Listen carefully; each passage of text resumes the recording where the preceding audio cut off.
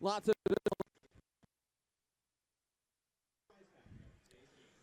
of drama yesterday with these two teams as we have an excellent softball matchup here today in Philadelphia.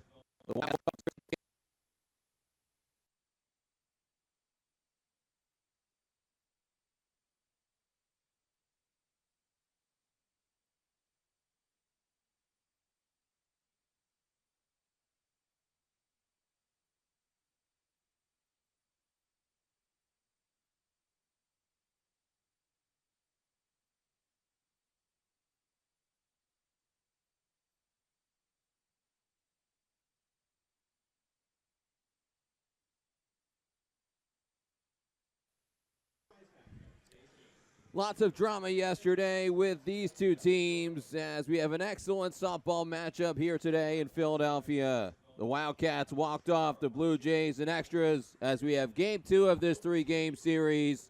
Creighton made the Big East title game last year. Villanova took their 3rd crown in the last 4 seasons. As we're getting set for today's broadcast as we welcome you inside the booth here on the Villanova Sports Network. Hi, everyone. Glad to have you with us. Mike Shute, I'm Nick Montagna, and always, suddenly, a nice rivalry shoot we have between these two squads as the games were tight last year in Omaha, and the game won every year. It goes to extra innings or it's a walk-off. It has been a walk-off in game 1 the last 3 years when these teams have played. It's been very entertaining when the Blue Jays and Wildcats get together. Great softball between these two teams every single time. And, both teams have great offensive players. Creighton always seems to come to town with a couple of big bats in the lineup that you want to watch. And, of course, Villanova's been outstanding for the last, ever since the 2020s have flipped over, so with 3 Big East championships. Creighton known for their offense traditionally, but their pitching is improved under Krista Wood. How's it gone in the series history? We'll take a look at that right now. Each team has gotten their fair share of victories through the years in the all-time series, and Villanova's done well here at home. All-time, Villanova is 10-3 in home games, all-time, against Creighton, Mike. Yeah, and, of course, one of them being yesterday. Villanova with that win in the walk-off fashion. We'll probably talk a little bit about that more in just a moment or so. But a great game yesterday. And kind of surprising to me that Villanova really leads the series by the margin they do, Nick, because this is very competitive time and time again. You might get a series sweep, one team or the other, but the thing about it is these games are always within 2 runs, 1 run every single time these two teams meet up. Krista Wood's lineup is definitely quite solid. Obviously, there was a collision yesterday which led to the tie on Miranda Runco's big swing. So, obviously, they have to switch things up. And the good news is Ella Dalton is okay. Had to get stitches, but she's back in the lineup today. Lynn Davis is out. We hope she's doing well. And Lily West is such a good catcher, Mike. And Kaylin Schultz getting healthy, has power. Same with Sydney Potter. Yeah, Sydney Potter is at first base, real good hitter there. And this team certainly has good offensive numbers up and down the lineup. One of their best players is Sidra Seville. I think a lot of people in the conference know who she is. Well, the slapper position, it's not quite dead yet. It's going away. There aren't a million of them left, but she's one of the better ones in the entire country. Her numbers have surged the last couple of years, Mike, and she's as fast as anybody in the conference. She's leading them in hitting again this year, no surprise. Yeah, you see the numbers, 403 average, 11 runs batted in, which is kind of high, shocking to me as someone who's batting in the leadoff spot, but also other great numbers. She's 10 for 12 stealing bases, and she's also one of just 2 seniors in this Creighton starting lineup, Nick. So she brings leadership, that high skill level that we talked about, especially with that slap hit style that she does, and it's very effective. She does it very well. She had an inside-the-park home run against Butler last year in the Big East tournament, and Villanova, of course, had one yesterday. As Bridget Orchard shaking things up with her lineup, they have tons of power every year. We know Villanova hits the long ball, but Maddie Burrows is a contact kid and she gets the start at the top of the order. That's what stands out today. Yeah, interesting to see because usually Ava Franz is right in that top spot. She's dropped down to number 5 in the order today, but she's had some struggles the last couple of games. In fact, yesterday striking out 3 times, so very uncharacteristic for Ava. I think Coach Orchard wants to drop her down a little bit, let her get a little bit of confidence back, and I'm sure she'll be right back at the top of the lineup because she is an on-base machine. And Burrows good defensively, Elizabeth Gray good defensively, and there have been some errors in this series before, plus Villanova has struggled a bit on defense, so maybe Coach Orchard's thinking we need some more gloves in the diamond, as Villanova obviously getting a major impact from Miranda Runco, the sophomore from Scranton, knocked in 3 yesterday, inside the park homer, of course. Mike, why do you think she's emerged so much? Well, look at that swing. That's one reason why, Nick. She's got a tremendous swing. It's beautiful, it's powerful, it's fast. Every ball she hits is hit hard, no matter where she hits it on the field. And that's the other part of it. She uses the whole field, Nick. That's a real big key why Miranda's got such awesome numbers right now, hitting .393, 4 home runs, team-leading 18 runs batted in, including, as you said, all 3 yesterday, a 2-run inside the park home run that was aided by the outfielder's collision out there in left center field, and then also the game-winning hit, a walk-off in the bottom of the 8th as we had to go extra yesterday. She gets a single to drive in Maddie Burrows with that game-winning run. Kenzie Schofer pitched well. Brooklyn Patchen came in and gave up that game-winning hit by Runco. So Krista Wood will go with Brooklyn Patchen today, and Villanova will start Lexi Coburn, the freshman, as we'll have the opening pitch when we come back for Game 2.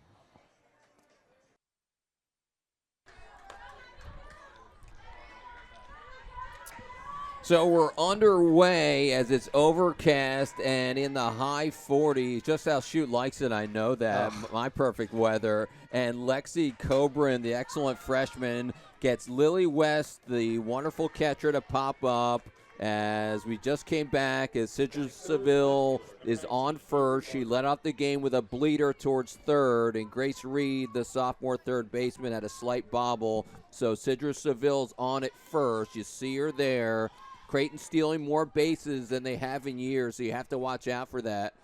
Here's Avery Barnard, who pops it up on the first pitch, and Ava Franz comes in to get it.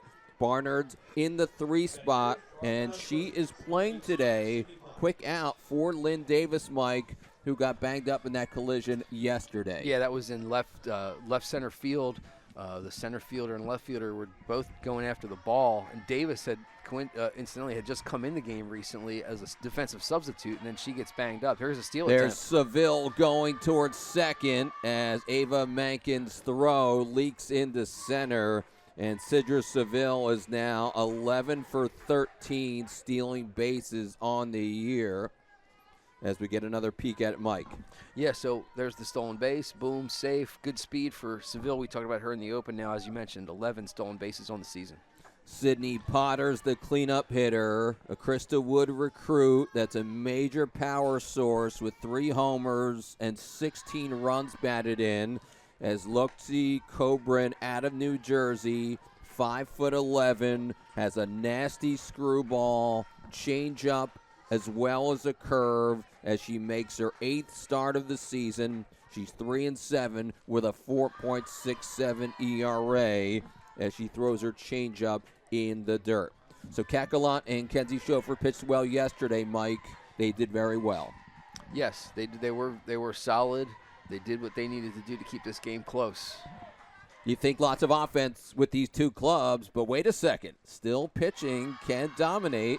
As you see a walk, Sydney Potter, and Villanova's staff does not walk a lot of kids, with the likes of Caroline Pelicano in recent years, and certainly this year, Kelsey White hasn't walked anybody. Kat Gallant walks as few as anybody in the country.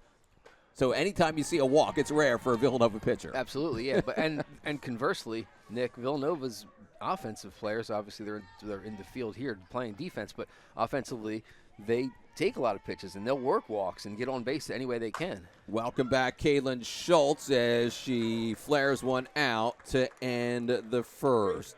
Just her 7th game of the year, even though she popped 2 homers last weekend in the setback to Providence when they lost 2 of 3. Villanova's up to bat when we return.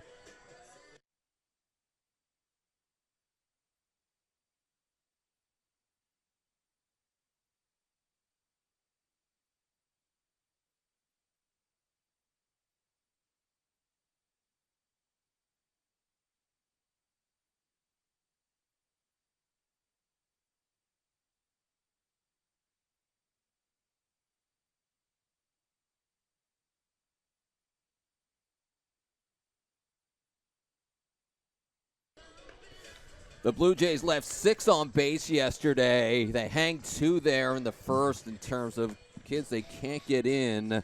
The biggest storyline in the Big East in the offseason, Natalia Puccino, the Big East pitcher of the year. She did not come back to Creighton this year, and that's a blow to their staff. They made it to the Big East final. Puccino was a workhorse. So now they have to reset and shuffle their rotation. And Krista Wood going with Brooklyn Patchen as the starter for today. You see her numbers there on the screen as Patchen, a sophomore, 5'3" out of the Toledo area in White House, Ohio. 14 games last year. They've used her more as a starter this year, shoot.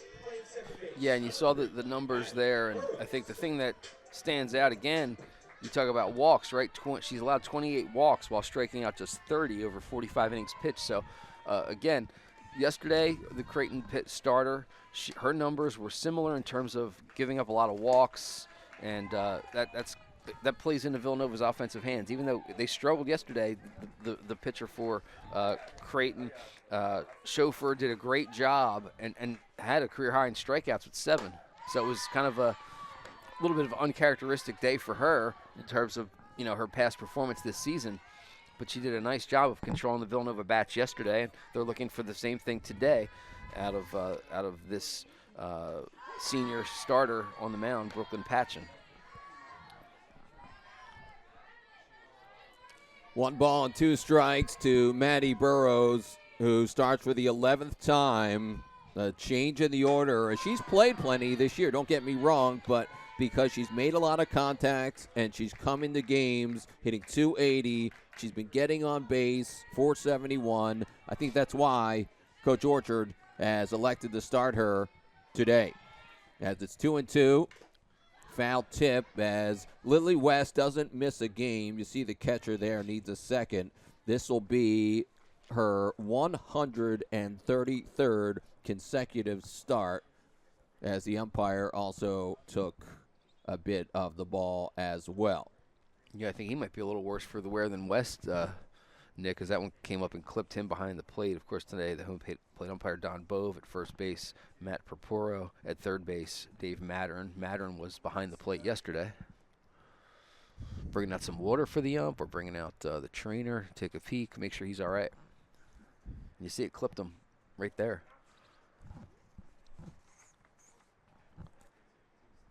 Let's hope he's all right, as the athletic trainers and Bridget Orchard out there, as he's laughing. So he should be all right to go. Sometimes those guys have a thankless job. I think it might have knocked the wind out of him. You see him take a deep breath there. It looks like maybe I guess it kind of clipped him in the chest. It'll be a 2 ball and 2 strike count to Maddie Burrows for Villanova.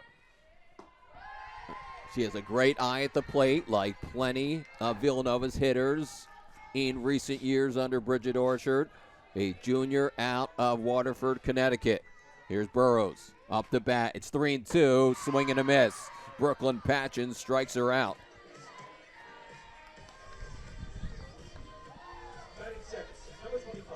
Patchen now with 31 strikeouts on the season. And you'll see this one just stays down. It didn't come up. I think Maddie thought maybe that would come up into the zone a little bit more. And she swung just over it. I was watching a lot of Creighton's games. Here's Miranda Runco, the new slugger in town for Villanova. And UConn did not pitch to her last weekend. Creighton pitched to her yesterday, and look what happened. Yeah. three RBIs, and Villanova wins at 3-2 in extra. And they're pitching to her already. As lots of Creighton's kids, I've been watching their games this year. They threw a lot of breaking balls between Brooke Shiflett and Kenzie Schofer and Brooklyn Patchen. A lot of curveballs. There's a rise ball, swing and a miss. They had Patchen clocked at 65 midweek, and they're split with Drake. She reminds me a lot of Sarah Kennedy. She can get ground balls. She keeps the ball down, but she has a rise ball, and you see it had movement there, Mike. And she has pretty good velocity, too, Nick. She was clocked at 65, at least on their broadcast the other day. Yesterday, when she came in the game late, it was a whole different look, obviously, as you would expect, right? You're going to bring in a reliever in a game like that. Yesterday, you want to have a whole different look, but her velocity seemed to be just off the charts compared to the starter yesterday, Schofer. She really had a lot of power. That's outside as Brooklyn Ostrowski, the batter, hitting .276 with 3 homers and 9 RBIs. Patchen's pitch is a strike, so it's 1 ball and 2 strikes. Mike, are you ever surprised when small kids, she's 5'3", have power like this for D1 pitchers? Well, it's all about your legs, right? When you're a pitcher in softball, and if you're strong in your lower body, you can bring it. It doesn't matter how tall you are. You can strike out the side. Exactly. That's what she just did. Bring the heat. She does strike out all 3 of Villanova's kids in the top of the first, and we're scoreless after 1.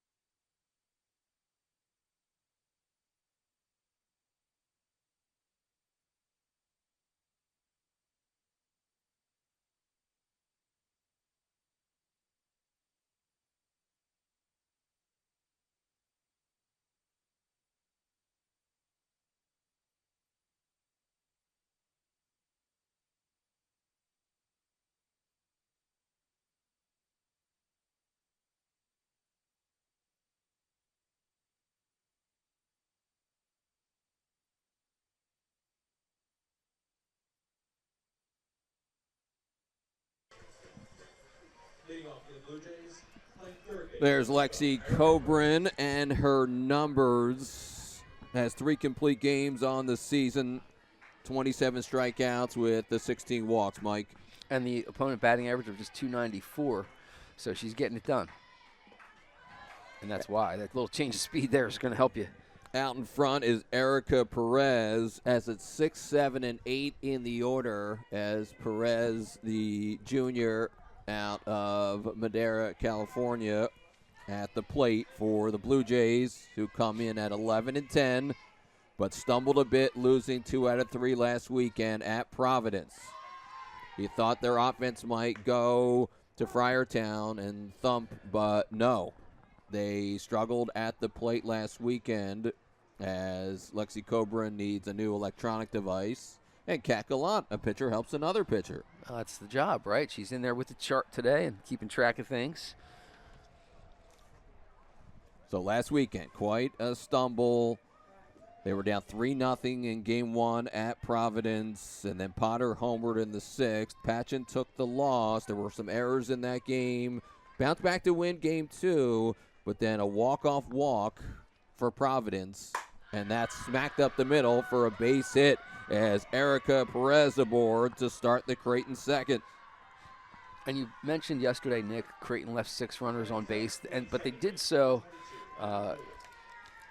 in kind of a tough fashion. Like, they had already put 2 across in the 4th, and they had 2 more on base there with nobody out.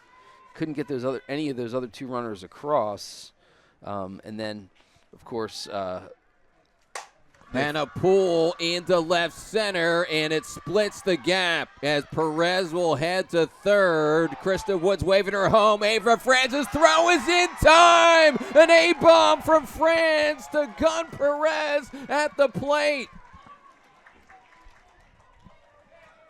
Villanova's getting good at throwing people out at the plate, Nick. They gunned down 3 at the plate on Wednesday, and they've been playing excellent defense. No errors yesterday. A lot of great work from the outfielders yesterday, and here's just another example. Look at this one as the ball is in the gap, gets past Gray, but she hustles to it, takes a nice hop off the wall, plays it nice, and gets it to Franz quickly, and she knew what she was going to do with it when she got it, and zip, right on the money. And Ava Mankin, the catcher, comes up the line to time it perfectly. It's fundamentals all the way. Swing and a miss there is Hannah Poole at second. But the score remains 0-0 on a fantastic play at the plate as Ella Dalton is up to bat. So this is great to see, Mike. She had to go to the hospital yesterday after that collision. You see the patch under her chin. She had to get stitches, and I think most of us would be in bed eating snacks and watching the game. Instead, she's out there playing, right? I wouldn't have gotten up. I mean, that was a nasty collision yesterday. It really was. Not laughing or making light of it, but I mean, she really looked like she was seriously injured. So I'm glad to see that she's up and playing and back at it, because that was very scary yesterday. And you know, I'm surprised even the other young lady who was the left fielder at the time, Davis, she's all right too. So, I mean, she's not in the starting lineup, but she didn't start yesterday either. Yeah, we hope both kids are okay, as obviously they had to get checked out. And when you collide like that, very scary. It's 1 ball and 2 strikes to Ella Dalton as a check swing foul. And she just fought that pitch off. Cobra definitely had her fooled there and just took a last-second hack just to stay alive. Dalton really emerged last year, became an all-Big East first-team pick when she hit .315. She hit .441 against the conference. Only Lexi Hastings was a better hitter in conference play last year than Ella Dalton, and she's awesome in the outfield. And many thought that ball should have been the center fielder's, but you could say that it was the left fielder's ball yesterday as well, Mike. You were here yesterday. Whose ball was it? Well, Ella got the glove on it, right? So I guess you say, and usually, you know, the center fielder calls it off. And like I was saying, the left fielder had come in as a substitute. So, you know, you come in there, you're aggressive, right? You want to make a play, and you know, that's kind of what led to that little lack of communication out there. Or maybe, you know, sometimes players both are calling for the ball at the same time and think the other one's going to peel off. It happens, and it was just unfortunate. And of course, led to what really Creighton then winds up losing the game. It was tied it up. Ella Dalton pops it up in the shallow center, and Ava Franz makes the catch. The communication is clear when you're the outfielders. Even before the inning, before the batter, you need to be on the same page. If I'm a left fielder, I tend to back off and defer to my center fielder because I don't want any collisions. I want to make sure these kids stay safe. So I'm big. I don't care if the ball drops. Frankly, I know people don't want to hear that.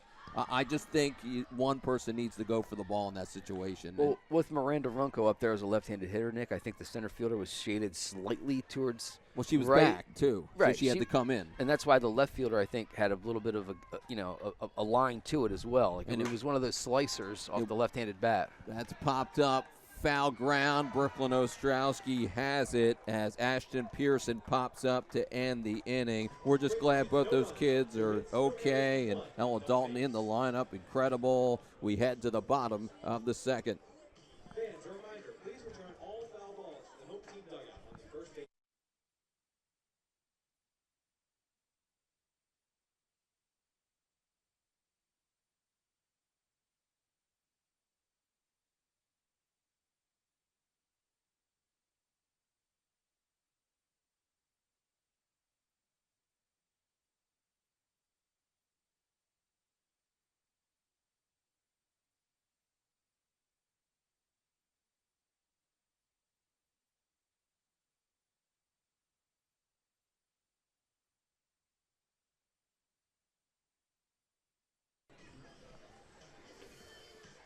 On Cancer Awareness Day, great tribute for Villanova, who's wearing pink socks. And there is Elizabeth Franz. That's Ava's mom, and she is a cancer survivor. And she threw out the first pitch right to her daughter, and they celebrate after. I think she threw a strike.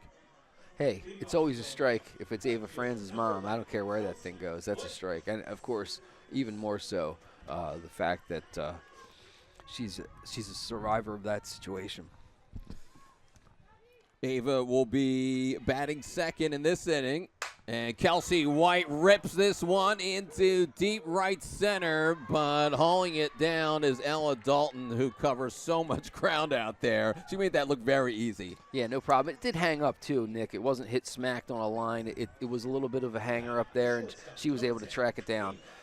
She was shading a little bit towards left field, so a long way to go, but did track it down nicely. And, you know, we talked about her as she was batting last inning and about her defensive prowess as well as her offensive prowess. She's an all-around player.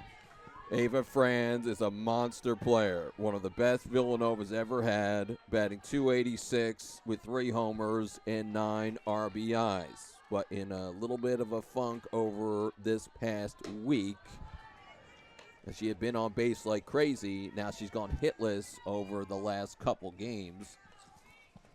And she gets ahead 2 balls and no strikes against Brooklyn Patchen, a 4-4 record. Lots of breaking balls you'll see from Krista Wood's pitchers, and accurate pitches. And getting a lot of the chatter, watching Creighton softball, their pitching is improved, and they're throwing more strikes than ever. Ava Franz into right. Easy catch for Sidra Seville. As we said in the open, Creighton's pitching is improved since Krista Wood has gotten the job, Mike. Yeah, I mean, I think that's been a real point of emphasis for her to try and recruit certain pitchers and pitchers that are going to, you know, do the things that they need to do to be successful, and that is keep the ball down and throw strikes. So they definitely did that yesterday, and it just didn't work out for them. Unless you're a rise ball pitcher and you want to keep the ball up, right? Perhaps. It's Grace Reed, the third baseman, as Brooklyn Patchen facing a tough Villanova lineup on the road. She pitched an inning and 2/3 last year in their 8-7 win that went into extras, as Creighton won 2 of 3 last year in Omaha. Patchen gave up a 2 RBI double to Lily St. Jean, as it was a lot of late drama last year in one of the games at the CU Sports Complex, as that had movement, and it's a strike to Grace Reed, a 206 hitter. 206 hitter, Nick, but a 325 on base percentage, and that's really important in this Villanova offense. Checked her swing. Just missed it there, as it's 2 balls and 2 strikes. We've seen a rise ball so far from Brooklyn Patchen with movement. And I was watching her pitch in the last week, a drop curve it looks like, where she can keep the ball down. So she can work up and down in the zone, and her velocity's pretty hard. We were talking about Lily West before, the catcher, Mike, just to say it again, 133 consecutive starts in a row since her first year. She has not missed a game ever. That, for a catcher, that's remarkable. That's nuts. Swing and a miss, bringing fire up in the zone. She blows away Grace Reed, and Brooklyn Patchen has 4 strikeouts. And it's 0-0 between Creighton and Villanova.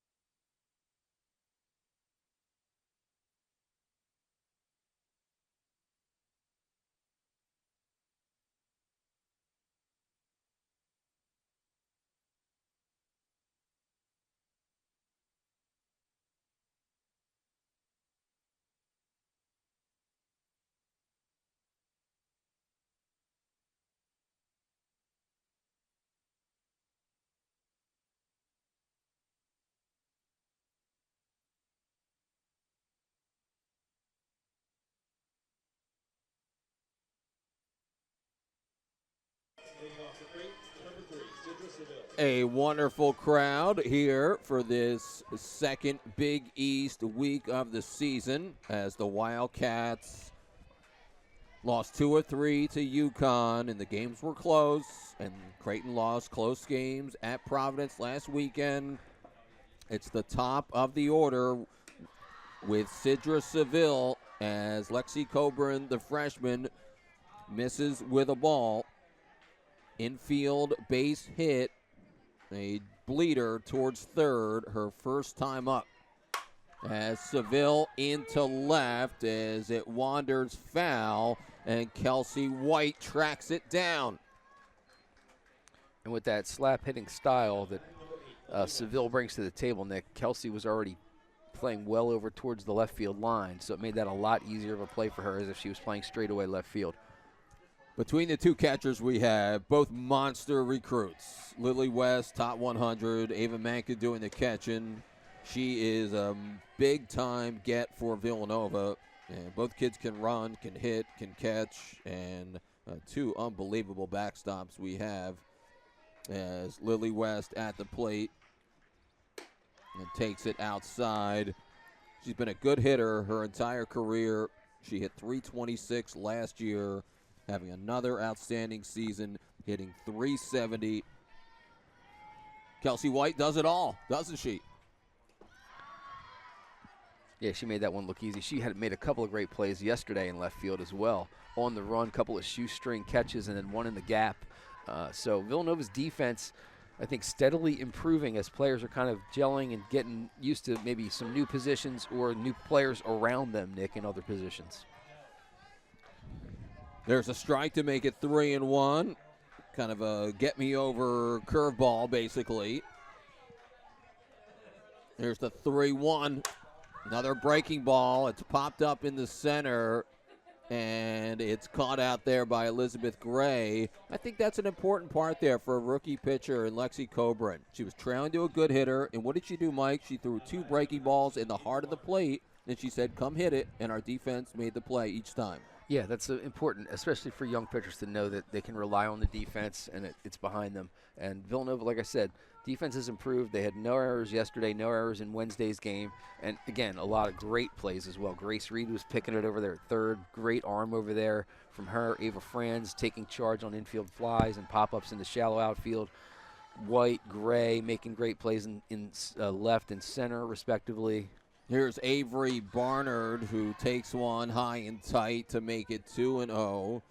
It is a little bit cooler today, so maybe a little bit more challenging for the hitters. So if I'm a pitcher, I might challenge more down the middle of the plate because sometimes hitters struggle in the cool weather. That's a fly ball in the center, and Elizabeth Gray, an easy play. And Lexi Coburn goes 1-2-3 here in the third, as it's scoreless between the Cats and the Jays.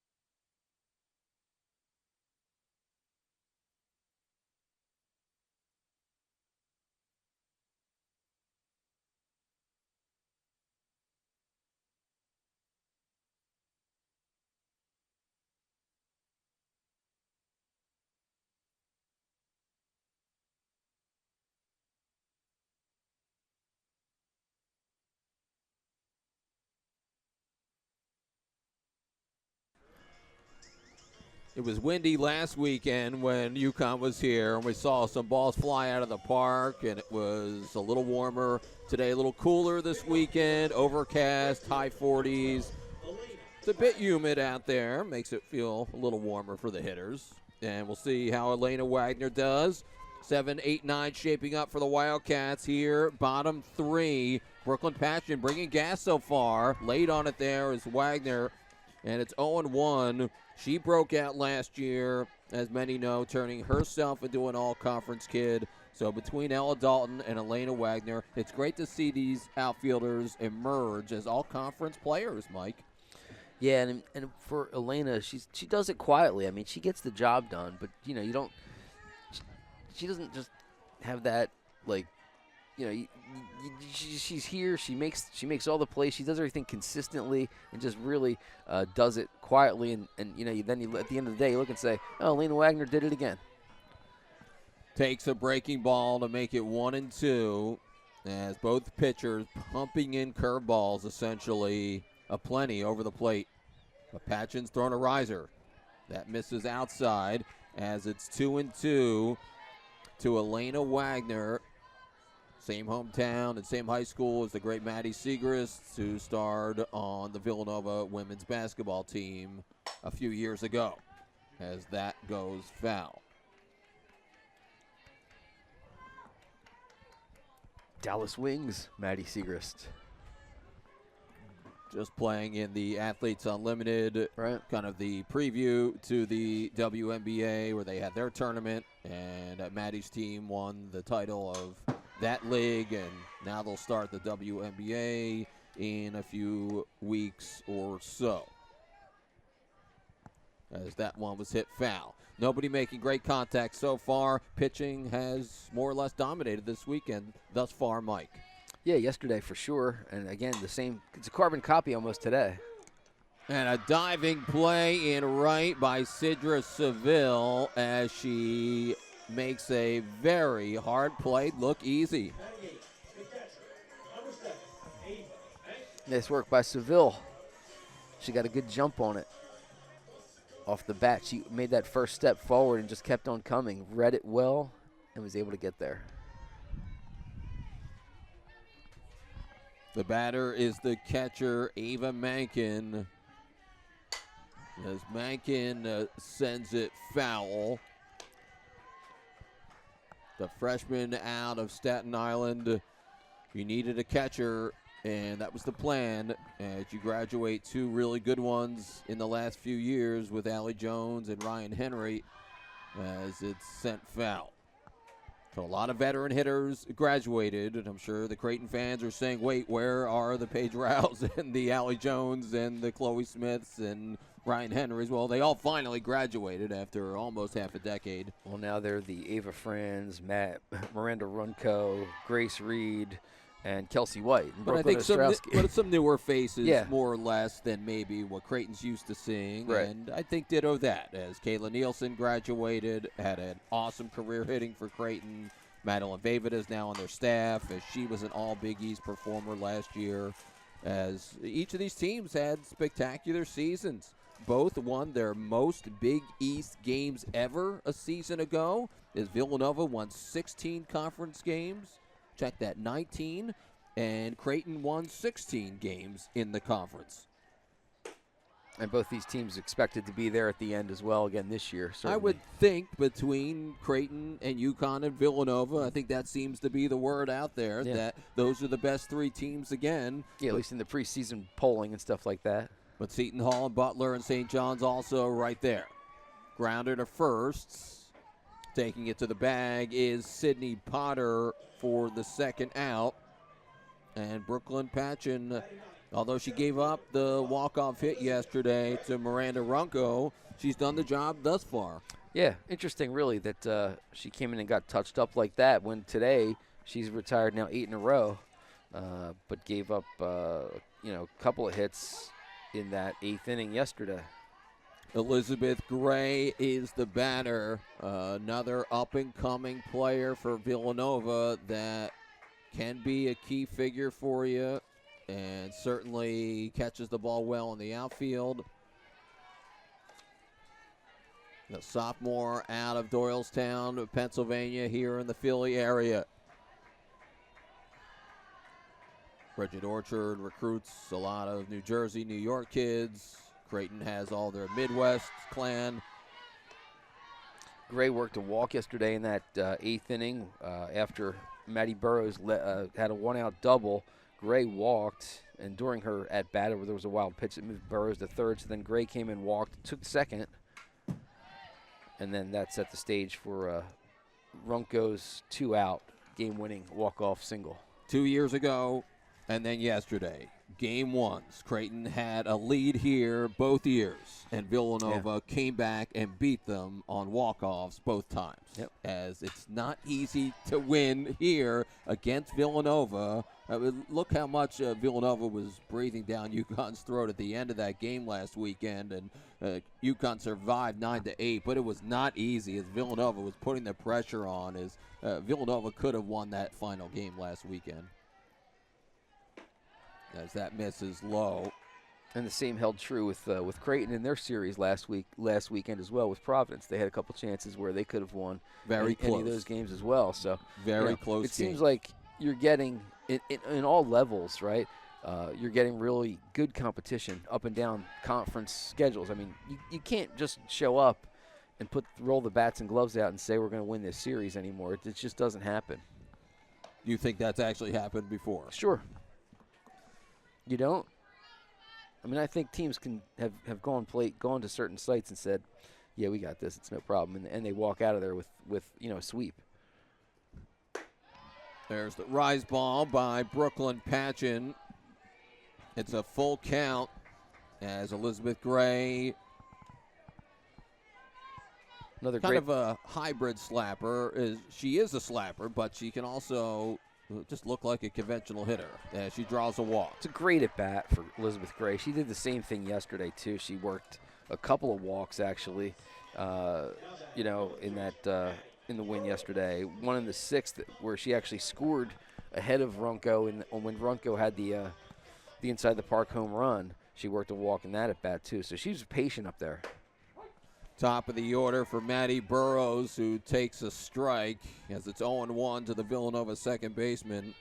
I know everybody doesn't want to give up the home runs that Villanova's hit for years, but last year Villanova was fourth in the country in walks as a lineup as Burrows bunts it foul. Did I say that right? A Villanova hitter bunted under Bridget Orchard? Whatever it takes to get on base. Well, that's just rare to see that under Bridget. But the walks, 253 of them to repeat last year, the most Villanova's ever had in a season, as they play hit and run as well, and it's popped up. And the side retired as Burrows pops out to end the frame, as Brooklyn Patchen's only given up one base runner so far in this 0-0 ball game.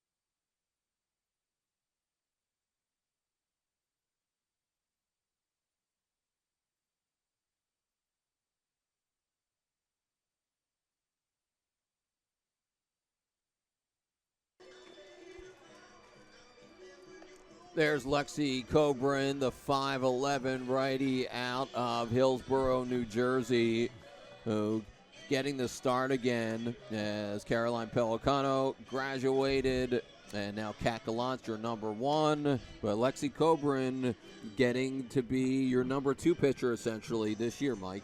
Yeah, she's had good success to start this year in terms of at least her strikeout to walk ratio, earned runs. Her record's a little deceiving at 3-7. I mean, Villanova always starts the season with just a killer schedule, and they played 5 games against 4 different top 25 ranked teams. So that certainly will reflect in her win-loss record. But really, what's important is keeping batters off base and not giving up free passes. Swing and a miss by Sydney Potter, the cleanup hitter, who walked back in the first. Lots of home runs when Krista Wood was at South Dakota State, as her team was awesome, winning the Summit Conference Tournament titles in 21 and 22. And, of course, You might remember that it was Krista and the Jackrabbits eliminating Villanova and the Wildcats in the regionals down in the swamp bucket of Orlando when it was hot and disgusting, and it was 1,000,000-hour lightning delays and gross and your favorite weather, Mike, yuck, and ugh. I was sweating watching that on TV a couple of years ago. They had to play games the next day. It was unfortunate when you get those lightning delays, usually because of heat, and they're just awful conditions to play in sometimes. That's why it's better to have nice 45-degree weather and perfect for the pitcher, so it's a low-scoring game, and so the hitters can't hit, and that's coming from a former pitcher. I like it when it's like this, and nobody can hit. I can't imagine anybody likes this, Nick. Well, if you're an ex-pitcher, you like 1-0 games where nobody hits, right? But isn't, when it's cold, right, it's hard to grip the ball a little bit. You don't get that same but the hitters can't feel their hands either, Mike. So I feel like you just can't put it where you necessarily maybe throw it the way you want to or have the right, feel on the ball because it's a little slippery, right? When it's colder, it's a little drier on your hand. The nice umpires let you go to your mouth and you lick your hand, you get a little moisture. Gotcha. And you never know what's in a glove, right? And that's slapped foul. I'm not saying I ever used Vaseline. So obviously an advantage in the cooler weather. You see a lot of awkward contact so far. It's a full count to Sydney Potter. Has tons of power. Chris's teams at South Dakota State had tons of homers, just like Bridget's teams here. So Sydney Potter is a key recruit for Creighton because she has thunder and she can hit the long ball, and it's exactly what Creighton needs going forward. 3-2. Hit on the ground to short. Glove to the ground for Ava Franz. And one gone here in the fourth. I know everybody likes offense, Mike, but some of us like good pitching is to wrap up that point. I just like it to be 60 degrees at least. I like 62, and sunny. But you like it 90, which I don't is crazy mind talk. 90. Yeah, you're nuts. Just absolutely crazy talk, my friend.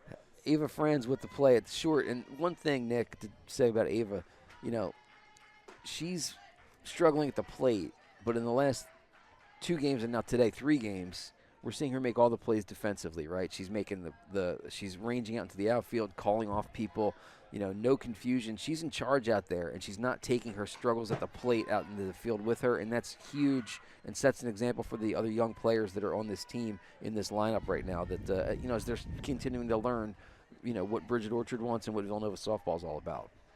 Lexi Coburn with an awesome breaking ball there. Was really awkward contact by Kaylin Schultz, who had a nasty knee injury in the last year plus, and she pops this one into left for a base hit. So Kaylin Schultz, who had 2 homers last weekend in the 4-3 loss at Providence, eventually got the lead, but it was a walk-off walk in that one. Just out of the reach. Grace Reed almost had that. Just couldn't quite get the glove out there to snag it. And Ava Franz was up with it quickly. She thought she was going to have to fire to second base to get Schultz maybe trying to stretch it for 2. But Schultz with that left knee injury is not going to be stretching, plays for singles into doubles quite yet. In fact, they're going to bring in a pinch runner for her as well. It's Elliott Smith, number 17, out of Phoenix. And the batter is Erica Perez, who singled her first time up. That's 4 hits for the Blue Jays. Creighton led the Big East in hits last year. It's a different lineup, of course, this season. They scored the 2nd most runs in the Big East last year. Of course, Villanova led the Big East in runs scored last year, like they've done 6 out of the last 9 years with the Wildcats' prolific offense. As a quick chat, what do you think Coach Orchard was telling them there? Well, I don't know, because I thought that was a little interesting, but maybe they're talking about this base runner. Perhaps she's the kind of player who's going to take off and try and steal some bases, but I think she just wants to try and settle her pitcher down and say, look, we need strikes here. Put it on the ground. We might be able to turn 2. Creighton had their most wins a season ago since the 2010 season. Their most conference wins ever. They had 7 shutouts. These two coaching staffs sharing Big East co-coaching staffs of the year, as that misses outside, and 2-1 to Erica Perez. Creighton's had base runners the last 2 weekends. Can they get a couple more big hits? I think that's what they're looking for, Mike. Yeah, we talked about that earlier. They left a couple on base yesterday in a situation where they could have maybe put the game away in the third inning. Did your chandelier break? It's probably my windshield on my car, I would imagine. It's 2 balls and 2 strikes. A lot of the hitters are late so far today, as nobody's been able to square up the pitchers. The kids in the circle have the advantage thus far. Excellent pitch, and Perez lays off of it. Yeah, Coburn tried to get her to chase one up and out of the zone there, see if she would go after it, but Perez disciplined up there. She's their top long ball hitter with 4 on the season. 3-2 is fouled back, as both of these pitchers firing plenty of breaking balls with spin. The difference is Patchen's been throwing a rise ball, and Lexi Coburn throws tons of screws and changeups and curves. This will be Lexi's 19th pitch of the inning already here with just 1 out and a runner aboard. Looking solid, though. Her stuff is very sharp. And a called strike 3 as the dazzling breaking ball does it there.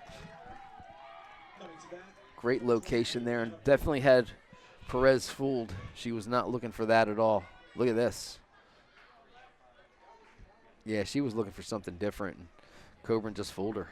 Villanova's pitchers attack the plate every year under Coach Orchard. There's one roped into left by Hannah Poole, and it's first and second for Creighton with 2 outs, as first pitch swinging, and Hannah Poole has a double and a single, Mike. She had a good game yesterday, didn't she? Yeah, Poole at second base for the Blue Jays certainly was an important part of that game. She had a single yesterday that drove in a run. Yeah, big hit, right? And was, in the 4th that drove in one of the 2 Creighton runs, but again, got stranded at second base there in that inning. Otherwise, Creighton really, like I said, that was the inning where they could have really busted that open. They had 2 on and 1 out in that inning, and they already had pushed 2 runs across, but couldn't get those other 2 runners in from second and third. Here's Ella Dalton, Omaha native, the center fielder. She doesn't make many mistakes in center field. Yesterday, ball was in her glove, collides with her left fielder. They challenged it. She almost made the play, but they said inside the park home run instead. Boy, talk about tough luck. And Ella Dalton's had tough luck against Novas. Last year at the track at the CU Sports Complex, Brooklyn Ostrowski got a home run with an assist to Ella Dalton because it jumped out of the glove of Ella Dalton and over the fence. This time she makes up with it for a base hit in the center. Elizabeth Gray comes up throwing. It's cut off, and Creighton strikes first on an RBI single. Ella Dalton stitches it all, drives in a run, and it's 1-0 Creighton. Dalton getting it done. You mentioned her struggles in the past against Villanova, but her hit there is key as, again, Creighton takes a lead for the second time in this series. I would say bad Take luck. the first lead. I wouldn't say struggle, just bad luck with anything when the ball hops out of your glove a couple times on 2 big plays. On one, an inside the park homer, and one, it bounced over the fence last year. Here's Ashton Pearson, a terrific defender, puts it on the ground. France the second for 1, and that'll wrap up the inning. But Creighton gets a big base hit that ends up giving them the lead. An RBI single by Ella Dalton, and it's 1-0 Blue Jays.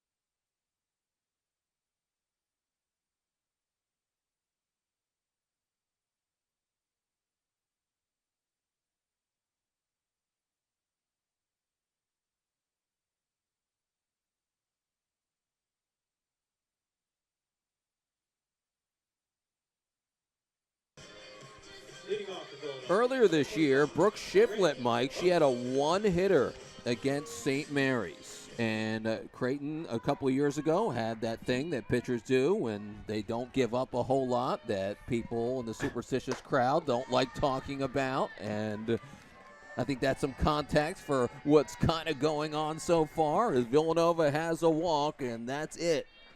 Hint, hint. Well, the Wildcats didn't get their first hit yesterday until the third inning. We're a little bit, we're an inning behind schedule here compared to yesterday, but they still managed to pull it out by the score of 3-2. And of course, that first hit, let's see, was that Miranda? No, Runco did not get that first hit. It was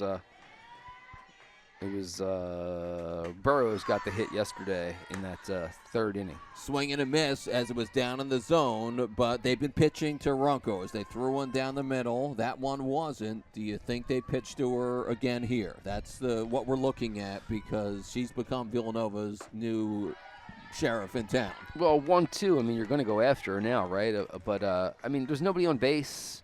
You're up 1-0. Cold day, probably not going to be a lot of home runs hit today. I don't have a problem going after her. They come inside. Because, you're walking the leadoff hitter. That's never a good recipe for success. So you don't want to pitch around her or make her, put her on base easily. Now, of course, yeah, you want to maybe pitch around and not give her anything meaty to hit. But at some point, you've got to come into the plate and throw a strike. As that's hit very well into left as she tattoos the fence for a hard single. And you get why teams aren't pitching to her right now. Creighton is elected to. Kudos to Krista Wood. But that's the first hit of the game, and the no-hitter attempt is over. And look at the contact. That was lasered off the bat, and that's why she was only able to get a single. Look how quickly they got it in. She had just touched the bag, and the left fielder had already grabbed the ball off the fence. Alexa Raphael will run for her. This is a great story. Most kids play big-time travel ball, and Runco didn't do that. She just played for her high school team, still a big-time recruit. So it maybe took her a year to get used to things, talking with Bridget Orchard.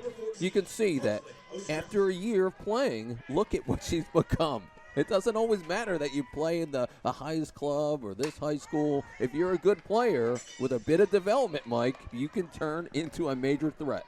Here's what I always say, Nick, and I said this when I worked for a sports trading card company back in the 2000s. I want to hear Me this. and my buddies, I was the writer of the trading cards, okay? So I wrote the copy that you found on the back, right? So what I always said to the other guys in our little group, we had the photo editorial group, I said, if you can hit, you can hit. It doesn't matter where, how, why. This was in reference to Ichiro Suzuki when he first came to Major League Baseball, because the guys were talking about her as Brooklyn's hit by the pitch. Guys were talking about Ichiro, right? And, is he going to succeed in MLB? Is he going to be able to do this? And if you can hit, you can hit. It doesn't matter.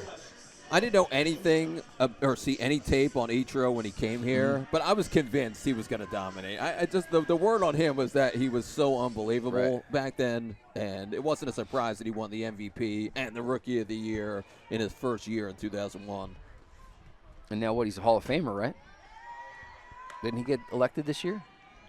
He did. Yeah. Kelsey White, the batter, in the cleanup hole as Brooklyn Ostrowski at first and Alexa Raphael at second, as Villanova threatening for the first time. And we see this from a Bridget Orchard team. Second or third time through the order, they start to make those adjustments against the pitcher. It's 1-1. Kelsey White pops it up and out of play. Last year, the games were tight in Omaha. 2 years ago, the games were close. This has been a neat rivalry all of a sudden, with a lot of one-run games in the nitty-gritty, late comebacks, if you watch them play. Kelsey White up the middle for a base hit. Raphael puts on the brakes at third as Bridget had a late stop sign, Mike, and the bases are juiced. Yeah, I was watching down there. Bridget Orchard did get the stop sign up, though, and then it took Alexa an opportunity, Raphael, to look up and see it, and then she jammed on the brakes, as you said. It's a good thing she didn't slip, really, because she started to step onto the artificial turf as opposed to the dirt, so it's a good thing she didn't lose her footing down there as she made a little bit of a wide turn. Villanova has cashed in with runners in scoring position for the last decade. Their numbers have been just awesome. Just 211 this year. But you can't always pay attention to the numbers when you're playing Virginia Tech and Texas A&M.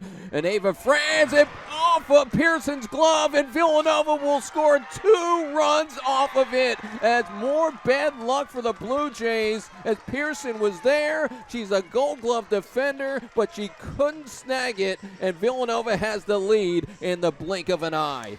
And Ava Franz, right? We talked about her and her little struggle, her little mini slump that's been going on, but makes contact, hits the ball hard, puts it in play, and then that's the kind of thing, whether they score her a hit or an error here, we'll see. I mean, it was a tough play. Line drive, though, right at her. I mean, that's got to be caught. That's probably going to go down as an error. And then, nevertheless, Villanova gets 2 runs across.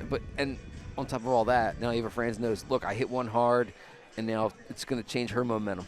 Pitching change for Creighton. Boy, you go from having a no-hitter and pitching well, but Krista Wood, she's seen this before from a Villanova team. She doesn't want an 8-run inning to happen, so she wants to throw a different look. So in comes Abby Rusher, one of their little-used pitchers, a rookie out of Des Moines, Iowa. As we'll take a timeout, and we'll get the scoring. We'll be right back.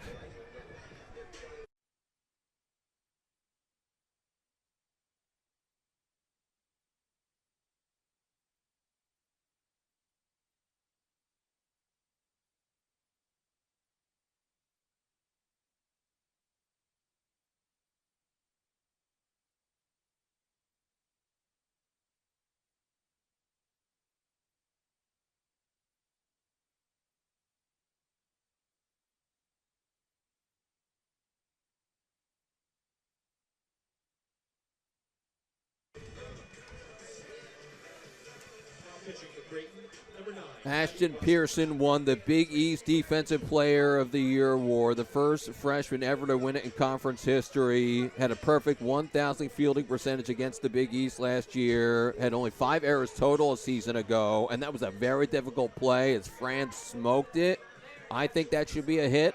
Mike, you said it should be caught. What do you think?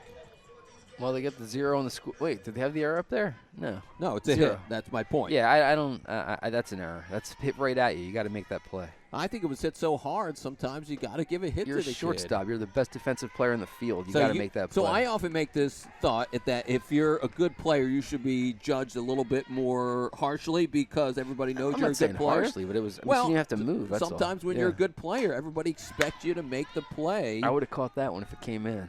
I was ready for that one. It's unfair, right, to judge somebody differently in the field. They should all be judged the same. But I think us in the media, sometimes you see a big-time player, like you're saying, you expect them to make the play. Well, I don't fault you for saying that. I think a shortstop at that, is held to a certain standard, right? Like you're ideally the best player on your team or the best defensive player on the team usually. So and again, a ball hit like that, right? A good shortstop that could be a hit. It doesn't matter. Good shortstop, bad shortstop. You are the shortstop. You are the best defensive player on the field, by that team standards.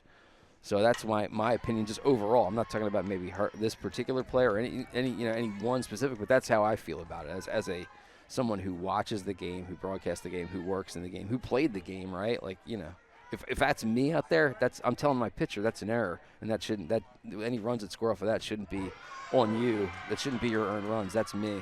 Grace Reed is shocked on that strike 3.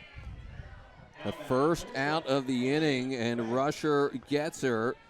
So there is the new pitcher. That's Abby out of Iowa, basketball and softball player in her youth days.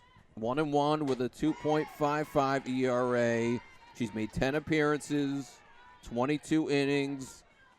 They have 4 pitchers, and you might see them all just thrown together. And Krista Wood piecing it together as Natalia Puccino did not come back this year. Bouncer to short. Pearson, good play this time. Throws out Kelsey White at third on a fielder's choice. And that's a great play and a great choice. See, that's the only really play she had and to go in front of her. Good work by her third baseman.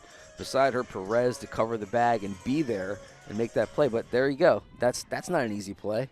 She went and got it and made the great decision to get the lead runner, so you keep runners at first and second and still have a force open now at any base as well, should you have to make another tough play like that instead of going to first or second and then leaves a base open there. That was Elena Wagner, who had flied out her first time. and now aboard on a fielder's choice. That's in the dirt, and Lily West has it as Ava Mankin is over 1, as you see on the screen. And it was really perfect timing because the ball was hit right in the direction of third, and you knew that Ashton Pearson had an easy play at third. But the way she brought that glove up and made the play, she can really pick it. Yeah.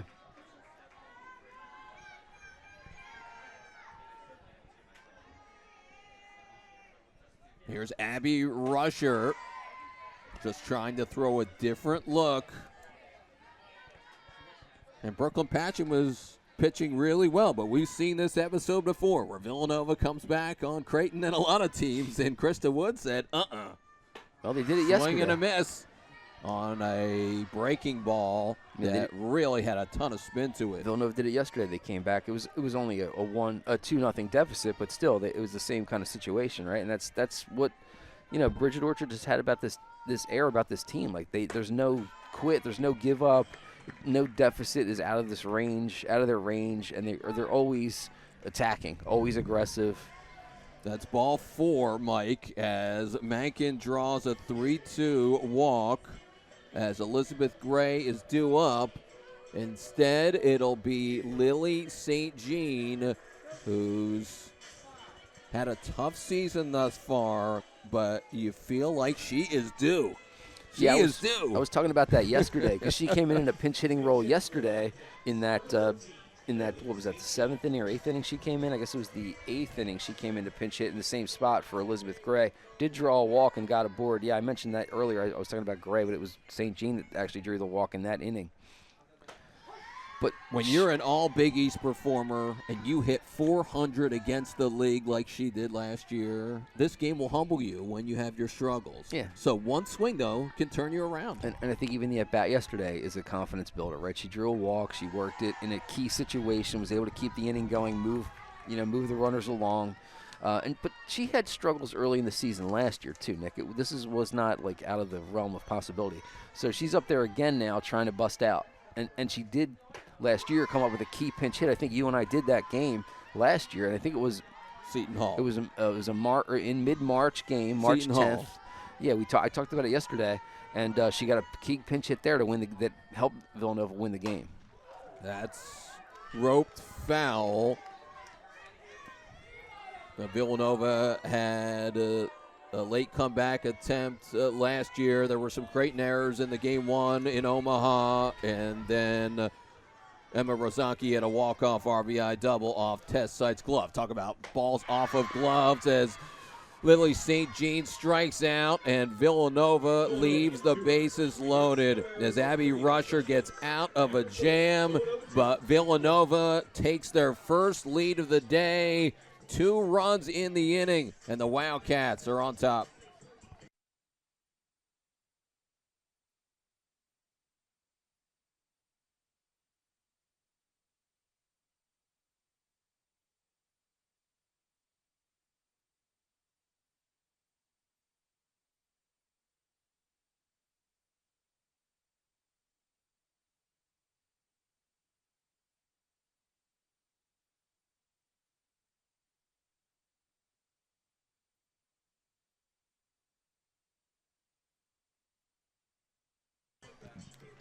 Blue Jays will have the top of the order up to bat, and then Villanova will have in the bottom of the inning. Here's a look at what happened last weekend against Providence. Lost 2 of 3, lost 1 against Drake, but then won the second game and played pretty well. And then everybody gets a bye in the Big East, plus you have non-conference games. And, it's been a little up and down here for Creighton, of course. Both Creighton and Villanova starting their seasons in Big East play at 1 and 2 in their opening series. Villanova, of course, as Nick mentioned earlier on, losing 2 of 3 to UConn here last weekend. Providence losing 2 of 3 on the Creighton losing 2 of 3 on the road at Providence last weekend. Providence had, I believe, just 2 wins entering that series last weekend, and then beat Creighton twice. As Sidra Seville, it's taken by Maddie Burrows, but she can't get it out of her glove. leadoff base runner. They get their fastest kid aboard to start the inning. Now, this is a single, as far as I'm concerned. She had to dive. You got a speedy runner there, regardless of bobbling or not. That's going to be a hit because she's never going to throw her out from that position. I could play this game all day, Mike. It's so much fun. I know most people get annoyed by it. You've heard me say it a million times. I love this game. It's a single. Oh, yeah, that's no question. Lily West is the batter. There's Lexi Coburn, rookie pitcher, very talented. 5'11", long, lots of velocity and spin with their breaking ball. It's 1-1 to Lily West, an accomplished hitter. You see Villanova's moved towards electronic arm bracelets. Last year on the ground to third. Grace Reed goes to second for one. Burrows the turn is not in time. Wow, that was close. That was a lot closer than I think anybody expected. I think even a lot closer than the umpire expected. That was super close. I thought she may have been out at first. That was great play all around the infield. Great job by Villanova's defense. Reed, great throw on the money over there to second to hit Burrows, and she didn't have to do anything but just turn and fire. That was really close. Villanova had error problems last year in Omaha. 9 errors by Villanova's defense last year when they lost 2 of 3. So a defense-first lineup today, maybe. Dribbler to the mound. Lexi Coburn can't come up with it. Avery Barnard, the 3-hitter, had been 0 for 2. Good luck scoring that one. I mean, yeah, that's actually easy. It's got to be an error. And that's the thing, right? If you're in a situation like that, you're a pitcher, you're second baseman, first baseman, and you initially make that first bobble, you got to just calm it down and just take your time and pick the ball because you still have plenty of time to make the play. Don't panic. That's the key. Do not ever panic. And I think she did that time. To your point, lost control of it. When the ball's hit right at you, like we saw with the line drive played it over to short at Ashton Pearson, right? Maybe it was catchable. But sometimes those bleeders that bounce in the dirt, sometimes those are tougher to make, frankly. Oh, yeah, short hop, yeah. And this one, that was one of here's the play previous. Look at this, bing, zing. Yeah, it was close, but she was safe. She's plenty safe. But a great turn nonetheless. I mean, again, the diamond in softball is so small. And some of these girls are so fast. There's no chance you're turning it. The chances of turning a double play in softball are so minuscule. It's so hard. First and second for the Blue Jays, and Sydney Potter at the dish as the cleanup hitter has walked and grounded out. And she's their biggest home run threat. She takes it high. Strong, powerful kid out of the Des Moines area as she led the Jays in homers last year with 9, led them in RBIs and slugging. That hitter. You might get a swing on this. They might call a swing on this and not a hit batter. I think she offered at it. There you go. They called a strike. So they have a video referral system. The Big East tournament will be here at Villanova later this year. So a video review system, and Krista Wood might want to ask about this. I don't think. Can you review that? You can't review a check swing. That's a judgment call. You can't review check swings. Well, that's the key. It's not even in the rule book. Well, it doesn't matter if it hits her because it's already a swing. Did it hit her? But if you swing and it hits you, it's still a strike. Right, that did hit her, though. Yeah. Right? It clipped her elbow. Her elbow, yes. They're saying she swung. They're saying she swung, yeah. Yeah, that's not much regardless of it hitting her or not. That's not much of a swing. It's still a swing. It's a check swing, and you can't review it. Right. So there's not not much to talk about. Yeah, she might not like it, but that's the. She should ask about it. And she did. And she did. And she wasn't satisfied. But that's kind of the way that works. I don't think people know this. In Major League Baseball and most levels, a check swing, it's not in the rule book. Sydney Potter says, I rule the day, as that's a 3-run homer. And Creighton is back on top with a super smash.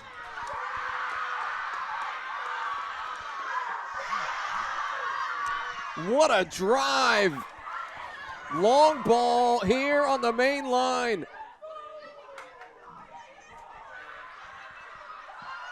Talk about momentum changer. Sydney Potter has as much power as anybody in the conference. That was absolutely destroyed. I mean, that ball was launched. Look where this thing lands, way over the heads of those folks sitting in that little deca out there in left center field. That was probably, Nick, we've seen some balls smashed here and hit far. That's probably the farthest ball I've seen hit at this field. That thing was absolutely destroyed. So it was kind of good that she had to come back into the batter's box. What are the odds Right. of that happening? Boy, this is crazy when things like that It's occur. like the other thing, too. You see a lot of times in baseball, right? You'll see the batter doesn't get the job done on a sacrifice bunt, and the next thing you know, the guy hits a home run. Kind of the same kind of deal, right? That's incredible. Sydney Potter had a 3-run homer against Purdue Fort Wayne back on February the 8th in the first inning. And then a day later against the same team, she had a walk-off 2-run homer against Purdue Fort Wayne in the 8th inning. And she homered at Providence last weekend, as it'll be a pinch hitter. Ashley Smetter's been their everyday second baseman for a big chunk of the year. She's a Nebraska transfer. Trading your Reds for Blues, right, Mike? Yeah, that's pretty interesting. But I guess wanted to stay home there in the state, so you make the move. Of course, the errors last year in Omaha hurt Villanova. Some errors last weekend against UConn hurt Villanova, who's normally a good fielding team and is again this year. But when you make a few mistakes, obviously it can burn you. One of the runs is unearned. Not all of them, obviously, but it still counts. Right. A 4-2 lead on 8 hits. Villanova has just 3 hits today. And Villanova was out hit yesterday as well. I think they just finished the game with what? Was it 3, I think, or 4? It was 7-4, 8-4, something like that in total hits yesterday. So Villanova's throwing the ball down the plate a whole lot today, and Creighton has not hit it really hard. Well, that one was hit hard. yeah, that was just great contact. Smetter into right center, but Elizabeth Gray has it no problem. And that's 2 away for Erica Perez.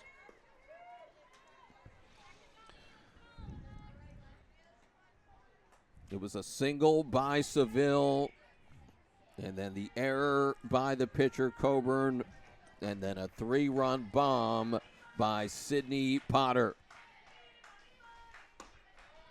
That's upstairs to Erica Perez, as Lexi Coburn at 77 pitches. I think she's throwing the ball pretty well. Mike? Yeah, she's given up 8 hits. She's thrown to contact. She doesn't get a lot of strikeouts. No, this is not Paige Rao striking out 20 kids. Yeah. This is more pitch to contact type of staff. But unfortunately, that was some big-time contact by Potter here in this 5th inning that's put her now behind, or put Villanova behind, I guess, a second time here. They were trailing 1-0. Wildcats were able to scrap back and pull ahead in the bottom of the 4th, but now here top 5, 3-run bomb, and Wildcats are back in chasing again. So you like strikeouts, you're telling me. Well, St. John's yesterday, you might know Anna Serafinko, who's one of St. John's best pitcher. She had 17 strikeouts against Georgetown on Friday. That is up the middle, but Maddie Burrows is a good glove. No problem to end the inning. But Creighton, Mike, with a 3-run homer, a big-time bomb by Sydney Potter, and it's 4-2.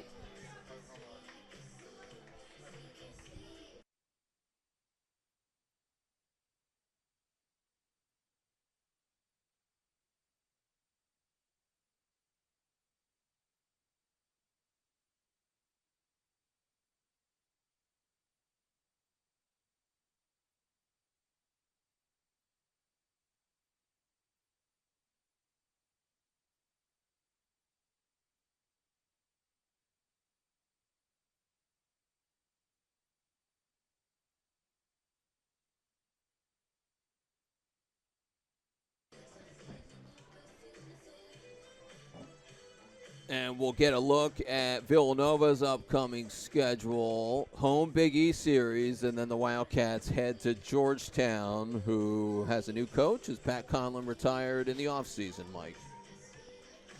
Yeah, always interesting to get a new look and see what a new coach brings to the table here in the Big East for sure. St. John's beat Georgetown 8-2 yesterday. And as Serafinko, just wanted to make it clear, 17 strikeouts and 1 walk. Oh, that 1 walk, it must have burned her, right? Sometimes they do. There was only 1 walk yesterday, Nick, that Creighton allowed, and that run came around to score on that. That was Gray who got the walk on the 6th, and then she scored on the inside the park home run that Runco had. So sometimes 1 walk is just the one that hurts you. But Creighton's kids and pitchers under Krista Wood, they're doing a lot better everywhere in the circle with their numbers, the eye test. Top of the order for Villanova, and they get a leadoff single by Maddie Burrows. This is why they started her today. Burrows, as we talked about, has been her average 280, but the on-base percentage of 471, and that's what you want at the top of the order, somebody who's getting on base regardless. She's the opposite of a typical Bridget kid. She swings where you pitch the ball. She doesn't overswing.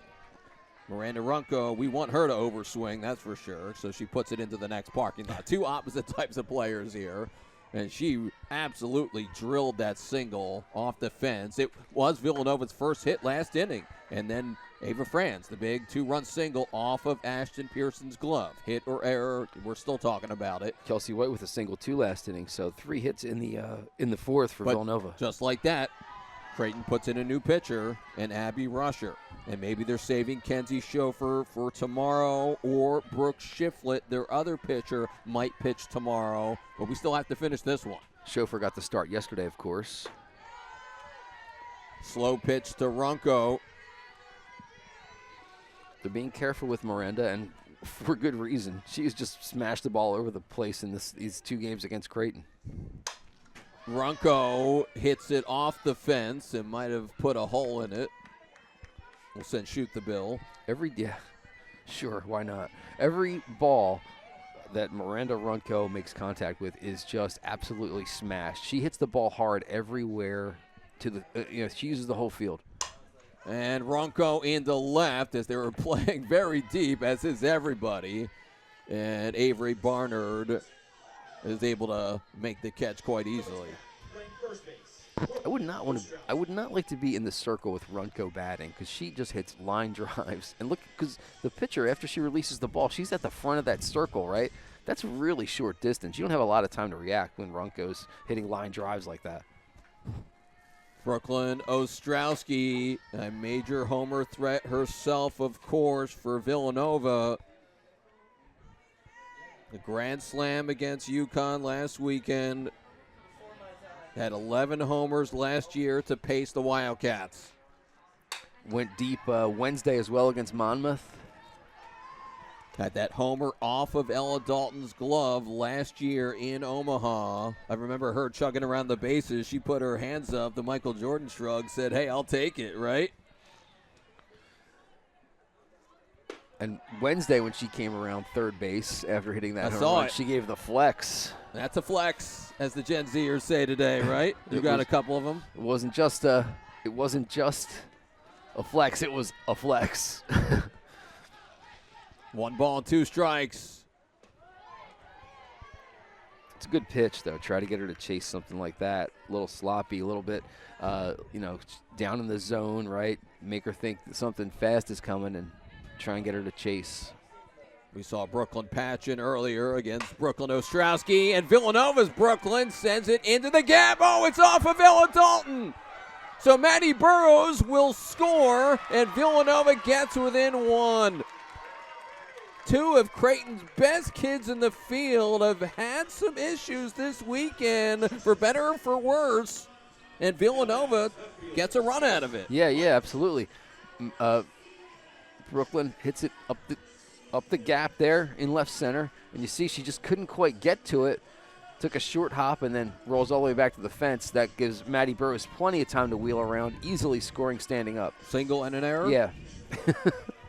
Absolutely. So it won't be an RBI for Ostrowski as Burrows scores on the error. As far as I'm concerned, I don't know. We'll see what officially they go with. It's a double, partner. I would have said single and error, too. I just love this debate because you could say it's the scoring decision on so many of what we see is they give everything a hit today in a lot of big league games and not as many errors. That's what's interesting because I've been at a lot of Phillies games and in the press box, and you hear that a lot, like a lot of discussion, like really? Really, yes, or correct. Either way. They're giving hits to everything today, and people aren't aware. Kelsey White is 1 for 2 with a single. You see Ostrowski at second with an RBI double. She hit it hard enough. Some might say, especially with Elle Dalton being such a good player out there at center, she should make that play, but that debate could go on and on for years as Kelsey White sends it foul, has a single today. Well, and the thing is, if she doesn't not like boot it away like she did, there's no way that Burrows is coming around scoring. She's probably going to hold up at third. Bridget Orchard's likely going to hold her up at third there. Kelsey White foul as another outstanding career for Kelsey White, a number 30 recruit according to Extra Innings, now in her senior year. Incredible player, but takes a strike as Abby Rusher sends her down looking. I'd like to get another look at that and see where that one was. I think maybe Kelsey thought it was down, a little out of the zone. We'll take a peek here. Yeah, that's down. Whew. Tough call, but 2 strikes. You got to be hacking at anything close. That's a strike to me. Tough one for Kelsey. She's a down pitcher. She must really want that if she's pitching. Maybe not as a hitter. Here is Ava Franz, the 2-run single off of the shortstop, Ashton Pearson. Last inning, her last time up. It gave Villanova the lead. They didn't have a hit till that inning. Some might thought it should have been an error. Some thought it might have been a hit. They gave Ava Franz a hit. They gave Ostrowski a hit on that double in the center off of Dalton. Well, it was a hit. It would have been just a hit and an error, though, there, not rather than a double. Well, it's still a debate. Yeah. Is it a double or a hit and an error? It's a hit, yeah. I mean, either way, it was a hit, right? Double. That's a hit for Villanova. Ava Franz into right, and we're all tied at 4. As Ava Franz has delivered today with her 3rd run batted in of the ball game. And before I got a chance to say it, as you were talking there, Franz coming up to Blatt, this is a great spot for Ava Franz to be in because she's going to get locked in and really focus here, given the situation she's had. Right, she had a tough week with the midweek game and a little bit of a struggle, I guess, against Creighton here in this first game. So she got that knock earlier that went her way. They scored a hit, so it gave her a chance to get some momentum going mentally, right? And then she took that pitch and hit it where it was pitched and zipped it right past the second baseman for the base hit and to tie this one up.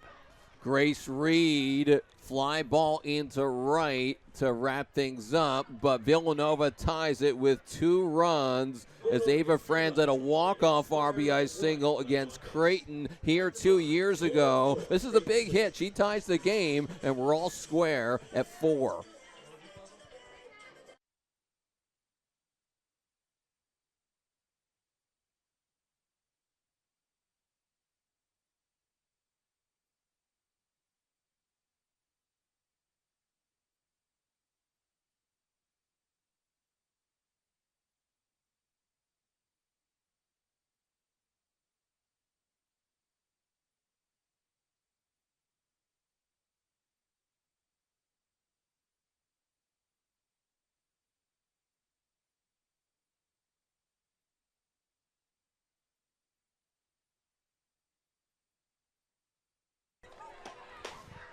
A new pitcher for Villanova, as we'll get to that in a second. Here's a look at our upcoming broadcast schedule for Villanova Athletics. As baseball's playing at home, softball back in action, of course, tomorrow. That'll be on the Big East Digital Network at 11 a.m. Eastern Time. Men's lacrosse will play Monday against those Bears, and baseball against the Ivy League. Always fun to be able to get some of those local rivalries in and be able to play against some of the teams in the area outside of the teams in your conference, right? So some bragging rights for some of these teams when they get to face off, whether Villanova's playing against Penn, St. Joe's, LaSalle, even Princeton is in the region. So it's a good opportunity to match up and see where you stand against some of these other teams. Cat Gallant, their ace out of Connecticut, got the start yesterday for Villanova. Went 8 innings, 7 hits, 2 runs, and got the win, and 2 walks. That's a lot for her because she just throws strikes with the best of them, and you have to be ready to swing the bats if you're any team against Villanova's hurlers. She did a great job yesterday because she overcame, that 4th inning where it really could have blew up on her, but she was able to get a key strikeout in there and keep things in the right path. Cat Gallant, all Big East back in 2023 when she led the conference in shutouts and had the 5th lowest walk rate in a single season in program history.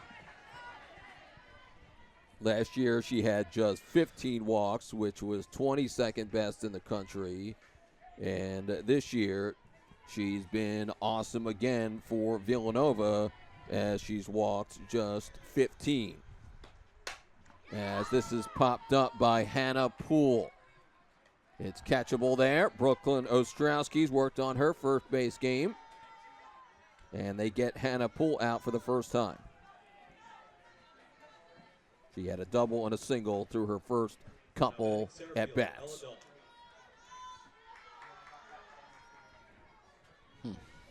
Ella Dalton bats out of the 8-hole. An RBI single back in the 4th. RBI today, as you see, unbelievable to see her come back after the collision yesterday. You see the wrap under her chin, got stitches, had to go to the hospital, and she's playing D1 softball less than 24 hours later, Mike. I really thought really thought she got the worst of things yesterday because she was flat out on her back after that collision. She tried to get up and then fell down. So I really thought that she was, in the worst shape of the 2 players yesterday who crashed into each other. I think it looked bad for both as Lynn Davis is out today, and both kids are obviously here, and it's very tough, I'm sure, for everybody, for Creighton. And when you have something nasty like that happen, it's 2-2 to Ella Dalton. Homegrown kid out of Omaha sends it foul. The difference though was yesterday, Davis actually, after the 2 collided, Davis actually was able to get up and try and get the ball, and then she kind of stumbled again, and then the shortstop actually went out and scooped it up. But at that point, it was way too late as Miranda Runco was able to roll all the way around for the inside the park home run. And it was odd because Villanova team was celebrating but also not celebrating. Ava Franz making the plays today at shortstop. Sometimes when you put a kid lower in the order, it sends a message, and sometimes kids deliver, Mike. Yeah, I mean, Ava Franz now at this point, she's a senior. I don't think she needs the message. I think she just needed to get her head right. And again, defensively, right, she's still been there. She's been making all the plays the last few games, at least that I've seen now. This is 3 games in a row I've seen of theirs. And in that time, she's had those offensive struggles. Now today, of course, busting out, but it hasn't affected her defensively at all. In fact, she seems as focused as you're going to be out there, just in spite of the circumstances. That hits the batter as Ashton Pearson, 0 for 2, is aboard with 2 outs. So top of the order, they'll sneak in and at bat here for Sidra Seville, who's 2 for 3 on the day. Cat Gallant, 5-4, 4.43 ERA, 39 strikeouts, just 15 walks over her 61-plus innings. You got to swing the bats against Villanova's kids as Sidra Seville fouls it off. And you'll see Grace Reed, she'll be playing up well in front of the bag at third base there, hugging the line. That's hit back up the box for a base hit. As Sidra Seville, the slapper, brings in the defense, so she hits it past everybody, and that's 3 hits for a kid just having another amazing season.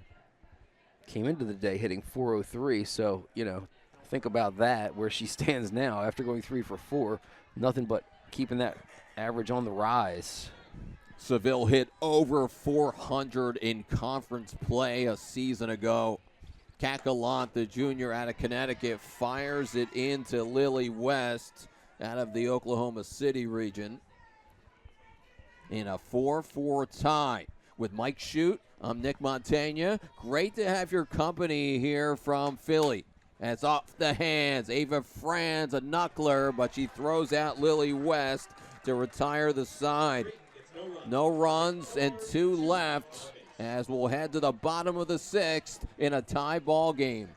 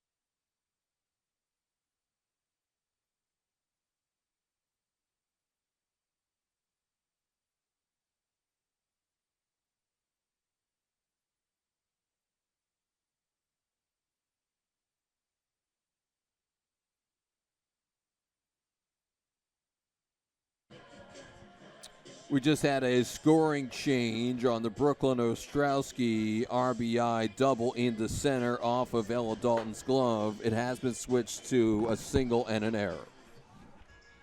And I had nothing to do with it. You had a lot to do with it, I Mike had nothing Shute. to do with it. I didn't say a word. Except to you. So, what's Krista Wood doing with her pitching staff? Here comes Kenzie Schofer into the ballgame. So she's tried 3 pitchers today. The Schofer pitched very well yesterday. You could say she's their ace. Villanova just brought in their ace. So these coaches back and forth, tick for tack. It's really neat to see them try basically everything, pulling out all the stops. This is a huge series, really. It is. It's early in the season, but you're trying. This is 2 teams that are really battling for that top spot here in the conference as well as the conference tournament. So, if you take whoever takes 2 of 3 from this obviously has the edge here in the early going. Elena Wagner leads it off. All Big East outfielder from a season ago up at the dish against Kenzie Schofer. 4.06 ERA. Odd to see the 0-3 record, but nowadays you really just can't look at that. 29 innings. And when I watch her pitch, I think she's improved as she started her career, as you guys I'm sure talked about yesterday, at Wichita State. Was there for 2 years. And last year with Creighton, she had that perfect game against Georgetown, the first for Creighton since 2006. 3 appearances against Nova in Omaha last year. That's outside. 7 strikeouts yesterday of Wildcats, and that's uncharacteristic for her. She only had I don't know what it was, just like 13 or something coming into yesterday. What was it about her? Why was she so good yesterday? That's a good question. I really don't know. That's why I'm asking. It was hard to say. I mean, I think the thing that she did best was just change locations a lot, right? So she was going inside, outside. It wasn't so much that she's got a dominant fastball, because I didn't think she was throwing as hard as the starter who came in today, Patchen. She came in and was throwing really hard. It was just more about location, I think, really, and kind of keeping people off balance. The 1-2 is a knuckler to third as Erica Perez cuts it off in front of the shortstop and throws out Elena Wagner. And I think that's what had Villanova baffled, too. Like, they didn't know inside to and out. approach it. It was like inside, outside. Speeds weren't the thing. It was just a lot of location. She did a great job. I mean, and don't get me wrong, she was able to find times where she could get that fastball and sneak it by people, but it seemed like she just was able to really control the zone yesterday. From when I watch her pitch, she's a crafty righty. And I think that's basically what you're saying, as she gets kids out and she throws a lot of breaking balls like many do. And I was watching her pitch earlier this year. It looks like she throws a good rise and drop and her breaking ball east-west. Ava Mankin sends it foul. And I think that's probably what I was seeing some of the footage, and you were watching it here yesterday, Mike. It looks like when you're throwing it on all these different quadrants, it really keeps a hitter guessing. Yeah, it did. It did yesterday. That's what it seemed like. And, they took her out. Really, she pitched a great game. The home run that Runco got, again, was really aided by that collision. This is on the ground, and it's off Pearson as the Big East Defensive Player of the Year from a season ago, not making all the plays here in this one on a tricky hop again, probably. She made an incredible play yesterday, and that's the same type of ball that happened to her yesterday. It took a hop, probably hit like a footprint kind of thing, or like a heel imprint into the ground where the ball kicked up. Yesterday she made a tremendous play on a ball hit like that, where she made a quick reaction and still was able to glove it. There's a bunt for Bridget Orchard's team, as you don't see that every day, really. But Bridget's trying to go for the go-ahead run here in the bottom of the sixth. Well, with a kid who can bunt. So. Right, exactly. This is the spot, though, for it, and this is the right player for it. Elizabeth Gray is very good handling the bat in these situations. That slap hitter, she'll probably do it again. That goes foul. Maybe one time only. Yes, if this was Paige Rao up the bat, it would not be a bunt attempt. No, obviously it's time and place, and there's no element of surprise here. Right? I mean, Gray doing that is not going to, Creighton's not going to be like, oh my, whoa, what? Why is she bunting? Of course, this is the kind of player you want to do it, to be able to pull that off. But not anymore with 2 strikes. There's the rise ball from Kenzie Schofer, and she's from Savannah, Missouri, about an hour outside Kansas City. Not anymore with 2 strikes, Nick, but the style of hitter that Gray is, she's almost able to sacrifice bunt with a full swing, the way she slaps at it and just knocks it down. That's a called strike 3. As Kenzie Schofer paints the corner to strike out Elizabeth Gray, and Maddie Burrows will be the batter. I'm surprised Coach Orchard hasn't gone to a pinch runner here for Mankin. I'm not sure as a catcher if she must have good speed. Oh, she can really run well. But yes. I'm surprised maybe we didn't see Spivey come off the bench here. But I don't, Mankin being new to the team, I haven't seen her really full tilt yet. Okay. She can really run. Okay. Big time athlete, and it'll be Maddie Burrows, who has a single and a run scored. Top of the order today. Leadoff hitter has come through. He's played well on the field. I think it's worked out, making this decision for Bridget. Well, I guess Maddie played some second yesterday, too. Well, she's played a lot this year, but that's a major statement when you put her in the leadoff spot. Yeah. Well, her on-base percentage certainly warrants it. This is hit on the ground. A little stumble for Pearson, but she makes the play to end the inning. She had the pivot there in the dirt, but she found her footing, Mike. Yeah, she did. That's a great play, and that's the kind of that's why she's take a look. This is why she's the defensive player of the year. Look at this. She loses her footing, but has enough composure, right, to say, I still know how to make this throw, and just uses the arm and gets whatever she can behind it, but got rid of it quick enough to get Burrows at first. She's got it, and we're all tied as we head to the 7th.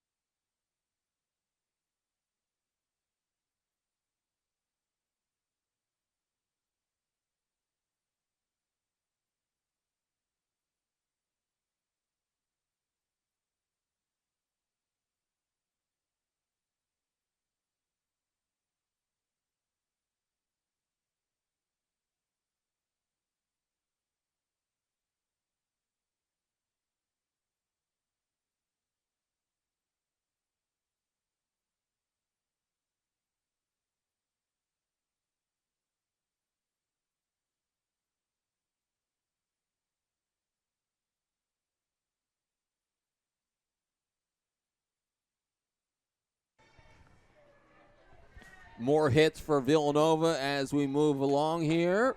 Fly Eagles fly. Yes, indeed. As it is a cloudy day. Philadelphia area, Villanova's campus. Mike Shute, Nick Montaigne, our great Flow Sports crew, and tie game, top of the 7th. And this is a fly ball into left, and back it goes. It's over Kelsey White's head. It'll be a leadoff double to start the inning for Avery Barnard, as she's playing in left today. And boy, what a big play there. Kelsey got turned around a little bit and then just kind of lost track, but not able to get it. She played it well off the wall, though, and I thought she was going to have a shot at second maybe, but just a tick late as it kind of bounced and hung up there before she could pick it like an apple off a tree and bring it down. Had to wait for it. The play from last inning, the hot shot at Ashton Pearson that Ava Mankin hit. We said it was an error. It was a single by Mankin. That's the official scoring. Oh, you had error? I wrote down error. Did you? I wrote down single. That's interesting. Yeah, because you said that I'm just writing hit down for everything nowadays. This is a double by Barnard. We scored that right. She's at second. And here's Sydney Potter, a 3-run homer her last time up. She's also walked, led them in homers last year. So you know you're going to see a cookie here because Kat Gallant doesn't walk anybody. 2 starts 2 years ago against Creighton here at this field, 1 walk in 2 starts. Yesterday, just 2 walks. Last yesterday at Creighton, when she pitched, 0 walks. Potter swung at it. No surprise. You got to swing the bat against Kat Gallant. Kat's going right after her, though. That's what she does. Not intimidated, despite the 3-run home run that was absolutely crushed. That ball went really far. I mean, we've seen balls hit far here, but that was really out there. Top spin, little tomahawk there by Sydney Potter. A major threat out of the cleanup order. She had her struggles last year in April, but then a pinch hit 2-run single in the Big East tournament win against Butler. Then an RBI single against UConn in the Big East tournament, and an RBI double against Nova in the Big East final. But Allie Jones had 2 home runs, and Villanova beat Creighton in the Big East final, thanks to those 2 long balls from Allie Jones. Allie Jones graduated 9th in slugging. Kat Gallant strikes out this slugger. Sydney Potter is fanned as Kat Gallant gets her to whiff. Kat, great job. Again, she's moving the ball around the zone too, right? She started out down in the zone and got her to think down and then blew that one by her up high. A big first out of the inning, especially with an RBI threat of Sydney Potter. Here is Kaylin Schultz, the designated player. 2 home runs last weekend at Providence as she dealt with a very tough knee injury. Just 9 games last year, then a season-ending ACL tear. And she's back. Takes one up high. And she did that when? Last year. Early in the season last year? 9 games. So probably February. Okay. So she's a year out. Interesting. Started at South Dakota State, a Krista Wood recruit, and now following her to Creighton. Obviously, you recruit these kids 3 or 4 years in advance. She's all ready to play for Krista at South Dakota State, and now she joins her a couple years later. She just came back last weekend after basically a year out. That's hit into left for a base hit. As Kelsey White, a slight bobble in left, but Barnard will stop at third. Krista Wood dealing with the foot injury, and she has the walking boot on, so she has to hobble over to the umpire. Likely will be a pinch runner again for Schultz. They did that yesterday, too. She reached base the first 2 times she appeared, so they gave her a pinch runner, re-entered her, pinch runner again, but now she's done. She cannot re-enter after this. And that's what happened yesterday, too, because I think she was in the on-deck circle to bat, and then they realized, oh no, she can't bat again in that after being replaced twice. It's Megan McCutcheon, number 11, the freshman out of Missouri, who's in to run. Barnard at third, representing the go-ahead run, as these teams have played a lot of nail-biters the last couple years that have gone extras, that have been walk-offs. This is really no surprise. Not at all. Not at all. And you put both aces into the game. Creighton grinding out some at-bats today. They put the ball in play, which they do well all the time. And if they can hit homers like Villanova's kids, like Sydney Potter did, as there's a strike from Kat Gallant, Villanova's ace that threw 8 innings and 112 pitches yesterday. There she is, Mike, back in there at the end of the game. This is a fly ball in the left. Could it be deep enough? No. It was not hit deep enough as Kelsey White came in to make the play. Great job by Kelsey to get there. They weren't going to risk getting thrown out at the plate again. And also great there. Nice job by Mankin to keep it in front of her, Nick, right? If that ball gets by, then maybe a run still is able to score. Also, great job by Kat Gallant, who was behind Mankin. Had that ball gotten away from her, it's backed up, right? So fundamentals there, important. Also fundamentals, Nick.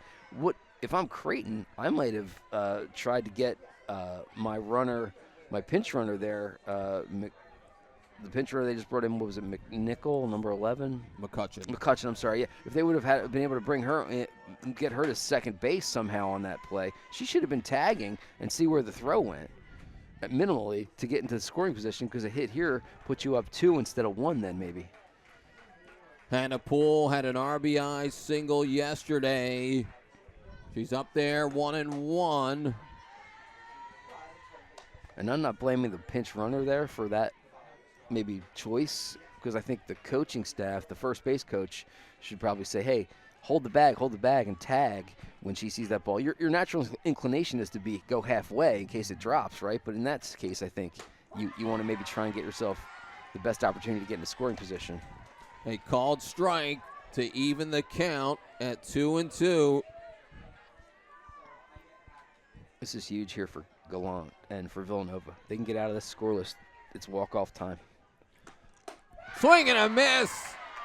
Kat Gallant strikes out Hannah Poole to end the 7th as Creighton strands 2 more. They've left 9 on base today as we're all tied up, headed to the bottom of the 7th.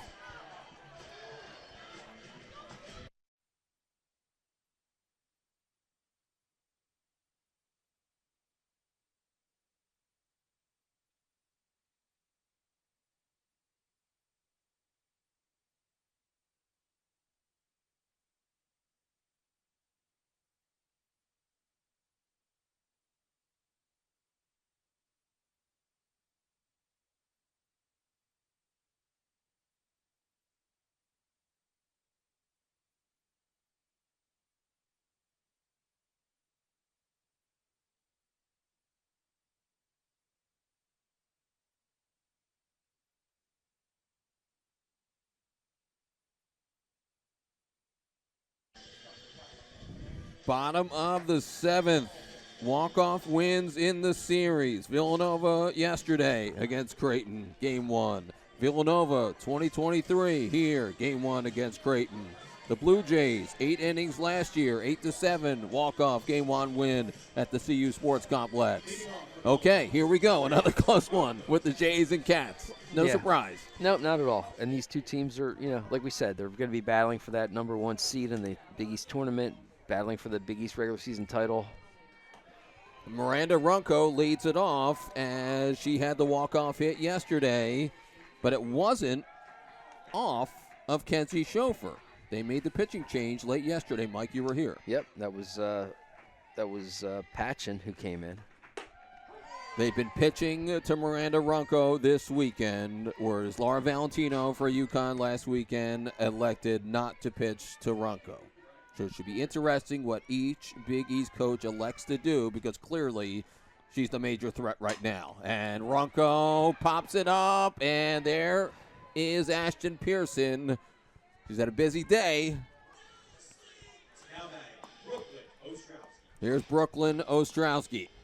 It's interesting, too, today because you've got here in this, I should say, in this 7th inning, not today, but here in the 7th inning, right, Creighton had their 3, 4, 5 hitters due up last inning. Villanova's got 2, 3, 4 due up. So it'll be interesting to see which big part of each team's lineup can come through here in the 7th. Creighton got a couple runners aboard but couldn't cash in. Villanova, now it's their chance. Ostrowski has already come up big today once with a big hit. Scored a couple of runs as well. So big hit. It was a hit and an error and not a double back in the 5th as they had to change it. But Brooklyn's also been hit by a pitch today. And she's scored a couple of runs. Right, that's what I was referring to. She's been on base a couple times. And grounder to third. Snared by Erica Perez for the 2nd out. Kelsey White is the batter.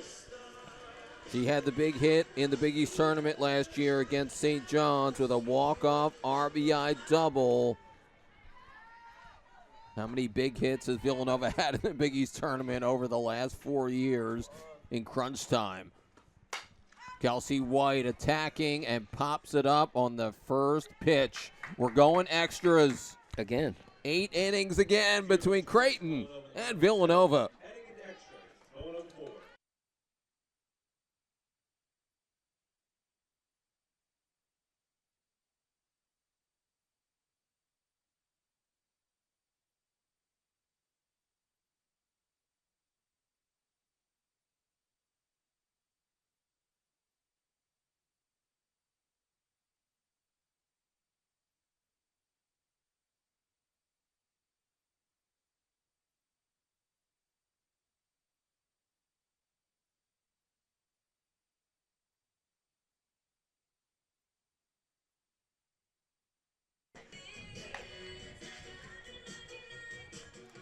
Everybody gets to see free softball. Now, 2014, this is my favorite game from when these teams played, Mike.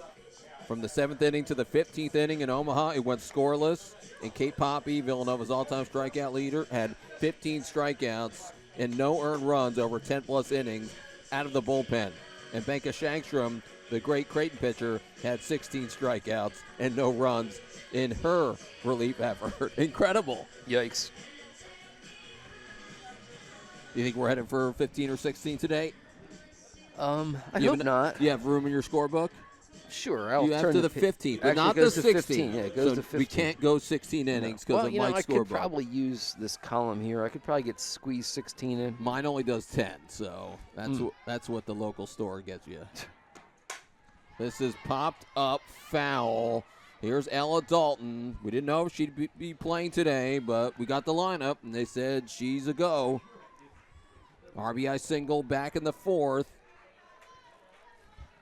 Cat Gallant throws a strike. Bridget Orchard bringing her ace into the game. Kenzie Schofer has more or less been the ace for Creighton this year. She comes into the game, so very interesting with the pitching moves by both of these managers. It's 1-2. We'll see Dalton, then Ashton Pearson, and top of the order for Sidra Seville. So 3 threats definitely for the Blue Jays. That's a flare, humpback liner, Maddie Burrows. She's safe at first. A leadoff infield hit for Ella Dalton. Interesting that when that play happened, almost immediately after the call was made, the home plate umpire, Don Bove, looked right into the dugout of Villanova to see, I guess, if Cat Gallant, there's Cat Gallant right there, if Coach Orchard was going to maybe, review that, because he looked right away. There's the bunt by Ashton Pearson, but it goes foul. Now, Creighton's arguing that it's not. And Bridget gave me a whole list of everything that you could challenge this year. I don't know if that's one of them. What, the fair foul here? The fair foul. I think it has to be down the line. Right. I don't think it can be on an infield play. Mm-hmm. Well, that's like because that ball was in the batter's box. It never got out of the batter's box. Not And- that it's fair or And foul. it has to be a fair ball to challenge. You can't challenge a foul ball. 'Cause that's bunted foul by Ashton Pearson right back in our direction. No more bunt with 2 strikes, Mike? I guess not. Maybe. I'm looking at her hands on the bat, yeah. 0-2. Interesting. If you get a look at her hands on the bat, She's choking up. her hands are a little bit separated, actually, which I thought was interesting. Not that she's choking up, but like they're not.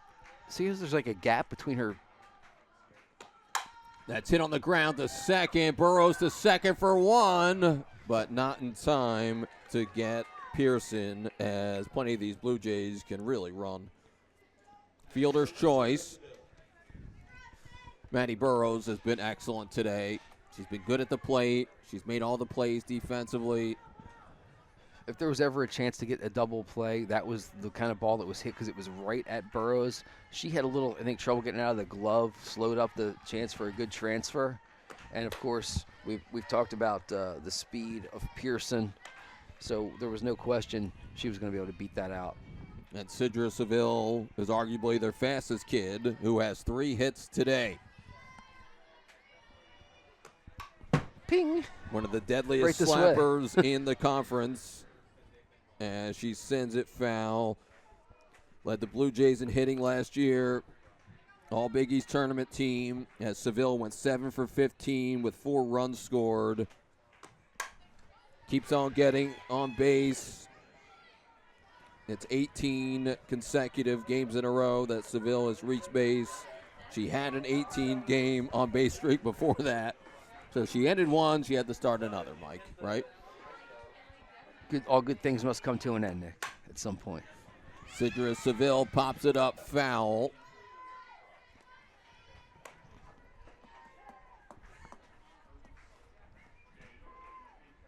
Yesterday in the Big East, DePaul really struggling. New coaching staff. Seton Hall pounded them 15-3.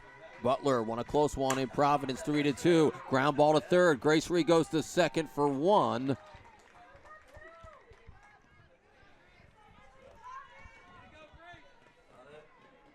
And that's all they'll get on it. Another fielder's choice. Again, little double pump there. See that? Took away the opportunity for double play as well. And smartly, Burrows did not throw it. No need. Get the force. Live to get another out. Here's Lily West, who takes one high. I don't think anybody's doubling up Sidra Seville with the way she runs. But those last two balls were hit really hard. I mean, if you ever had a chance on either to turn a double play on either of those two players, it was both the balls that they just hit. Lily West on the ground. Burrows makes a one-handed play out of her glove. She said, I meant to do that, didn't I? The Blue Jays get no runs on 1 hit, no errors. We're going to the bottom of the 8th, tied at 4.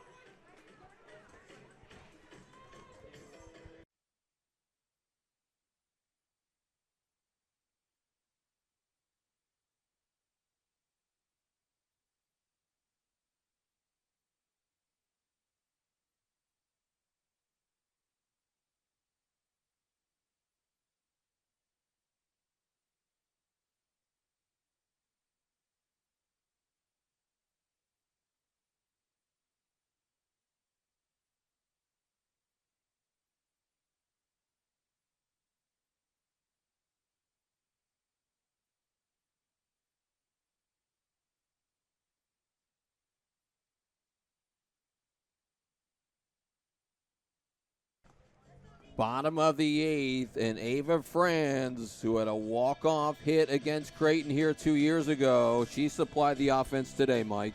Yeah, she's been excellent today, breaking out of a little mini slump she's had in the last couple games, but she's got back-to-back singles in the 4th and 5th inning, driving in 3 runs, 3 of the 4 Villanova runs, and has a chance here to get things rolling here in the 8th as Villanova trying to win it in walk-off fashion as we are in extra innings, tied at 4. She's 6th in school history in homers. She's 5th all-time, and there have been a lot of good players here, as many know. 5th all-time in slugging, 5th all-time in OPS.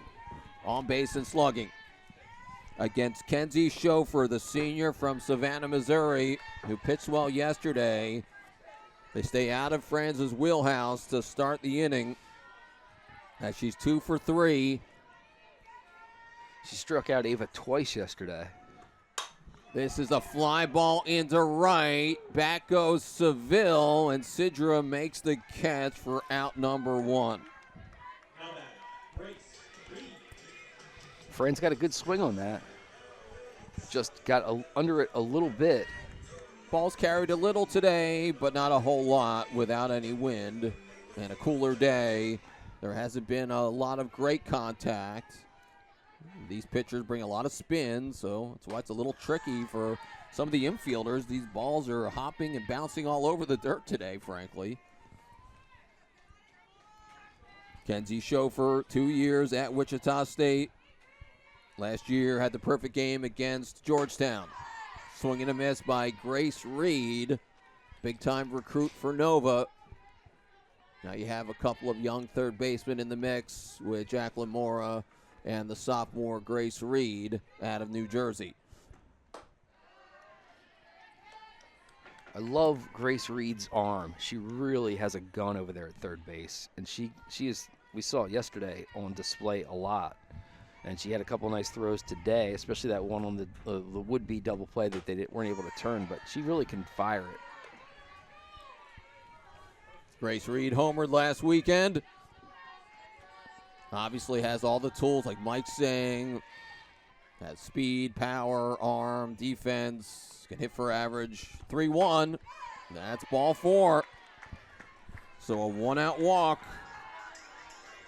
And Elena Wagner will be the batter. And Bridget goes to her scorecard. Let's see what she does. Probably a pinch runner would be my guess. Just to get some extra speed out there. I'm thinking. Yeah. Spivey. Kendall Spivey.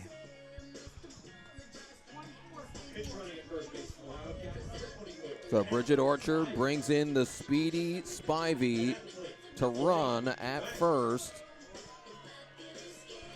Can Villanova get those big hits? Playing a monster top 25 schedule again. That's what Bridget Orchard does every year.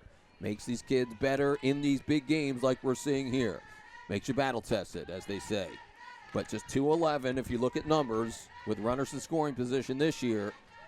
Can Villanova get the big hits as we talked about? Big breakthrough earlier. Then Potter had the homer. This is a fly ball right at left. Barely having the move is Avery Barnard. Wagner hit it well, but it was right at her. Villanova has left 6 on base today. Creighton, on the other hand, up to what, 9, 10 on base they've left today. So they left only a couple yesterday, but we're not able to cash in key spots. Ava Mankin has walked. And she reached on the 6th. I wrote it down the scoring play a couple different times. Still not sure what it was. I've had to change it around a bunch. That was a single. Should have been an error. That's okay. Pop up, and it's caught by Potter as we'll be going 9 innings. 9 innings of softball coming your way next.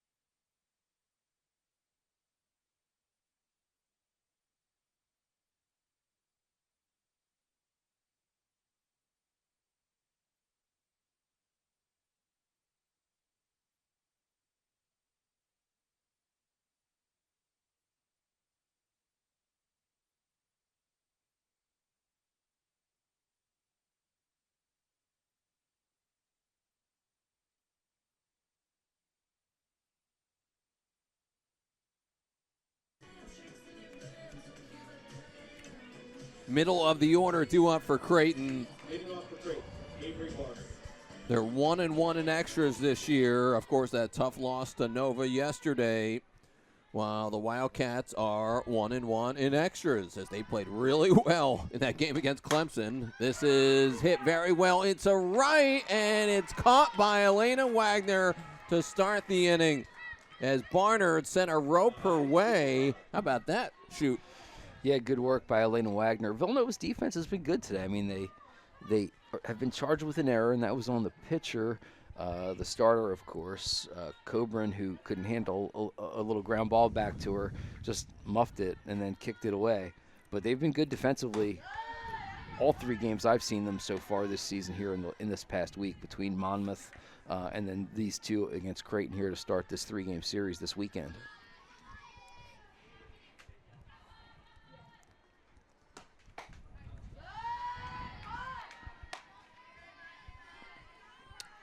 Sydney Potter up to bat. Of course, the big-time 3-run homer, if you joined us late, that was in the 5th. That gave Creighton the lead, and Villanova stormed back since. 12 hits total for the Jays. Misses on that one. Big-time home run threat right there. You're looking at her. Kat Gallant doing what she does best, and that's changing speeds up and fooling hitters. Certainly had Potter way out in front of that one. And she was kind of looking for a pitch, I think, right there with a 2-0 edge in the count. Potter hits it foul. That's funny. I was looking at Kat Gallant's face coming out for the 8th, and she had a big smile on her face and looked very relaxed. And Villanova's won 3 Big East titles. So, you know, they've been there, done that, and they're very poised for the moment. That's what, to me, stands out. Kat Gallant, a big old smile. Now, it's tough to read everybody's game face, Mike. But some kids have a serious smirk in extra innings. Some are relaxed.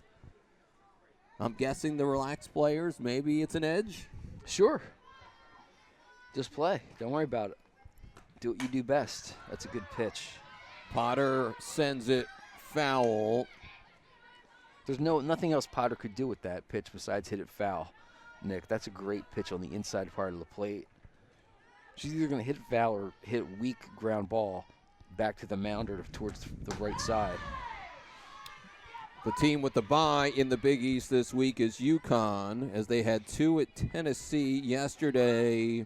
Lost the first one in 5 innings, 9-1, and then played better in the second game, but lost in a walk-off, 4-3, as Kat Gallant strikes out Sydney Potter for out number 2. There it is, the change of speeds, right? Had her way out in front of it. Gallant with a little fist pump there. Lots of curves and screwballs for Kat Gallant, and she's bounced back this year in a major way to become Villanova's ace. It'll be a pinch hitter. Krista Wood will send Kenzie Nakasawa, the sophomore out of Arizona, to pinch hit for Kaylin Schultz because she's out of, Schultz had to come out of the DP role. Right, so I guess technically it was, McCutcheon, who was actually in that spot last, number 11, right? She was the pinch runner. So this is the 4th different player to fill this number 5 spot in the batting order in the scorecard here. She played yesterday, went over 2. Yeah, she came in late, too, I think, yesterday as a pinch hitter. You got it. That's outside to make it 2-0.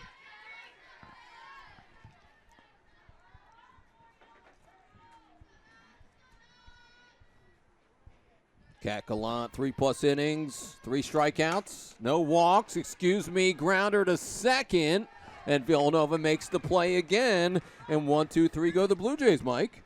Well done by Kat Gallant. Another tough pitch on the inside part, and that's what I was talking about. Tied her up, didn't want to swing, but did, and then hit the bat. Easy play for Burrows, 4-3. We're headed to the bottom of the 8th.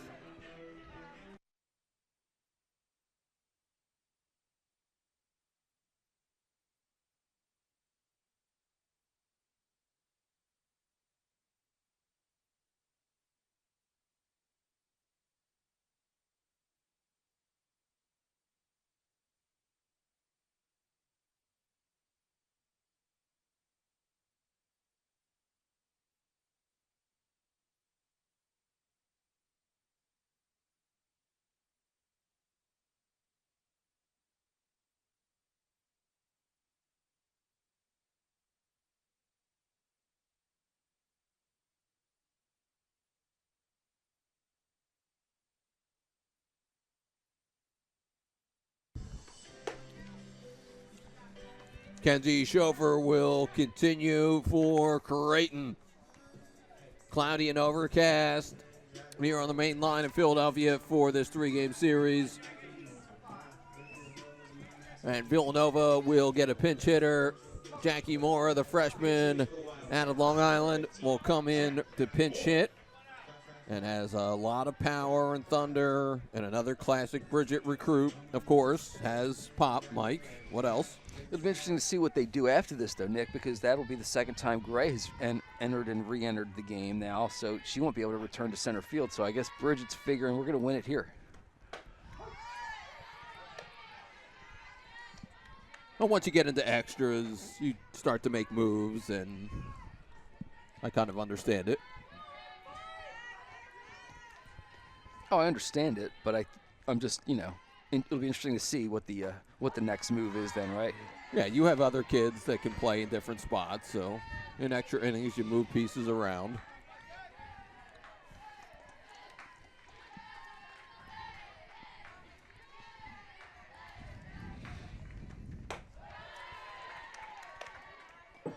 Jacqueline Moore batting .212 with a homer and 12 RBIs. She's made 16 starts, and she was the starter at the beginning of the year, but it's been a rotation at both she and Grace Reed at third.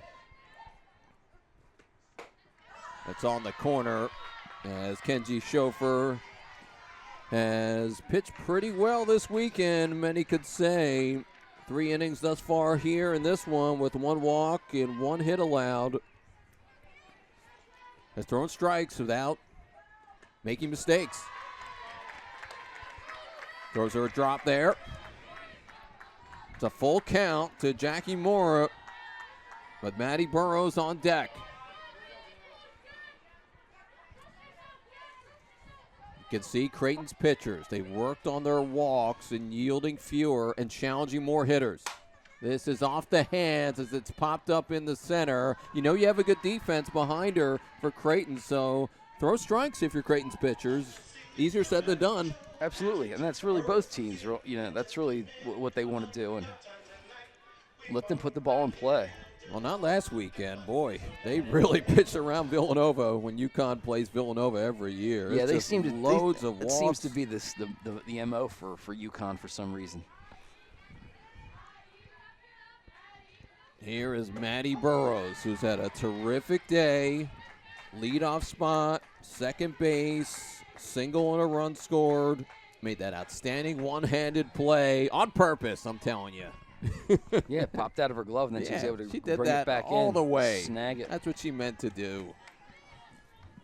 Soft hands. That's what a lot of fielders, if you're a young player watching defense, you want to try and have soft hands to bring the ball into your glove. Hits the glove with some smack there for Kenzie Schofer, the 5'8" senior out of Missouri, who had 17 starts last year. Complete game shutout as well against St. John's. Good number 2 behind Natalia Puccino last year. And Puccino got better from 2023 to 24. Look what Puccino did last year. Led the Big East in ERA, led the conference in innings pitched, and 26 wins as well to lead the conference. But did not come back to Creighton for this season. That's hit on the ground. Nice play, Erica Perez, to get Maddie Burrows for the second out. That's a really nice play by Perez. I'm sure we'll get another peek at it. She stayed down on that thing. That is a tough thing for young players to do, is stay down on a ball like this and trust your hands. See how she stayed down, took that little short hop, and able to zip the throw across the diamond plenty of time. Miranda Runco will bat here in the bottom of the 9th.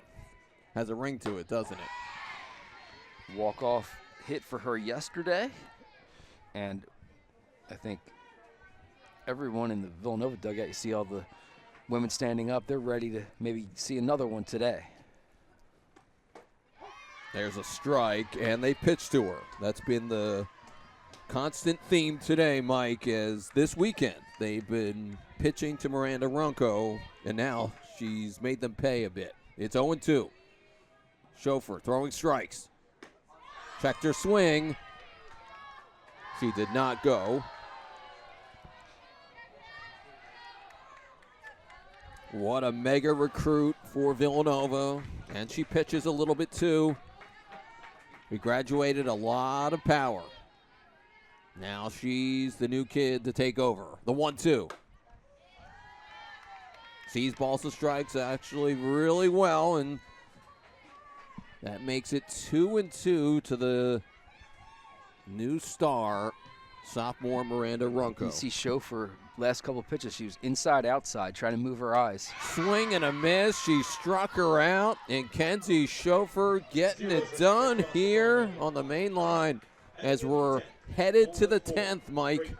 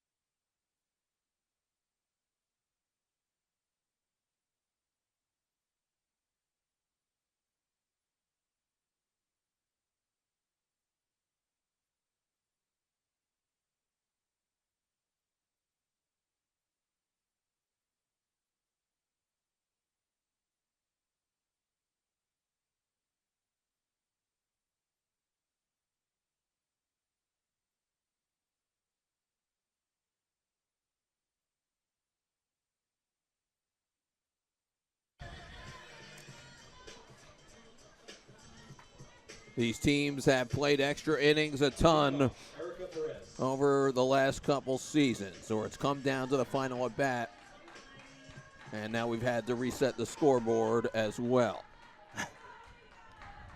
We mentioned that 16-inning game in 2014 these teams played, where Creighton won 6-4 in Omaha. 8 innings last year. Emma Rozanki walk-off single off of Tess Sight's glove. And remember, you had the Brooklyn Ostrowski home run last year in Omaha off of Ella Dalton's glove that popped over the fence. So a lot of balls off of people between these two teams this year and last year, Mike. And, of course, extra innings yesterday as well, Nick. So these teams certainly battling and fighting for every run, every hit. But just a lot of funky hops and an awful collision yesterday and balls off of people. It's just a little wacky when these teams get together. It's just two really competitive teams, I think, that always match up. You know, like the pitching, the hitting, they really have good matchups with each other. Well, they have good Fun to players, watch. but the odd, funky, weird stuff that's happened, Yeah. that's very odd to see it keep on happening. Yeah. Like bounces off of gloves and people off the fence, things like that have happened. That's outside is Kat Gallant. For my money, best pitcher in the conference in terms of throwing balls and strikes and doesn't walk anybody. Although Kelsey White has not walked anybody yet this year and statistically leads the country in strikeout to walk ratio. When you don't walk anybody, there's Kelsey out and left. She might pitch tomorrow, or if we go 20 innings, maybe she'll pitch later today, Mike. Good grief. Good grief. Your scorebook, oh, that's right, it only goes to 15. Only goes to 15. So- if we go to 20, then And you got to start over and waste the page. probably. It's not a waste if they win it, right, for Villanova?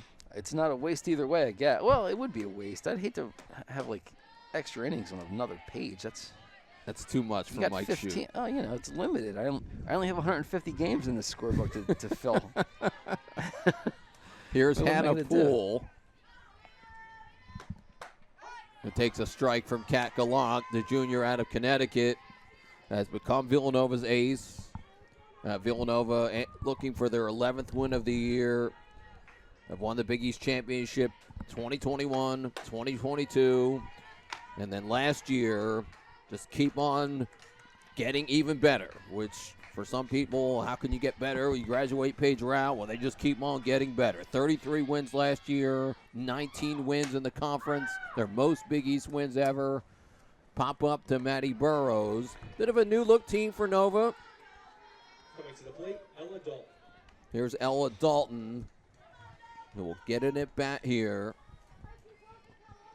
Caroline Pelicano was the most outstanding player at the Big East tournament last year when Allie Jones had 2 homers and sent Villanova to a clinching win over Creighton in the Big East final. Pelicano pitched really well down the stretch. She just had a great season.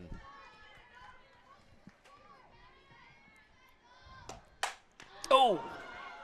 Off of Gallant, she rebounds to make the play. And boy, a hot shot there. And Villanova Goes across for Creighton. gets out of it here in the 10th, Mike. Crazy. Yikes. Cat's pointing where it hit her, and she's smiling about it. But, man, that was a laser right off the upper leg there, the thigh. Just picked it up, threw it, takes off the mask. Look at the face. I got this. No worries. 5 for you. Here's 5 for you. I'm good.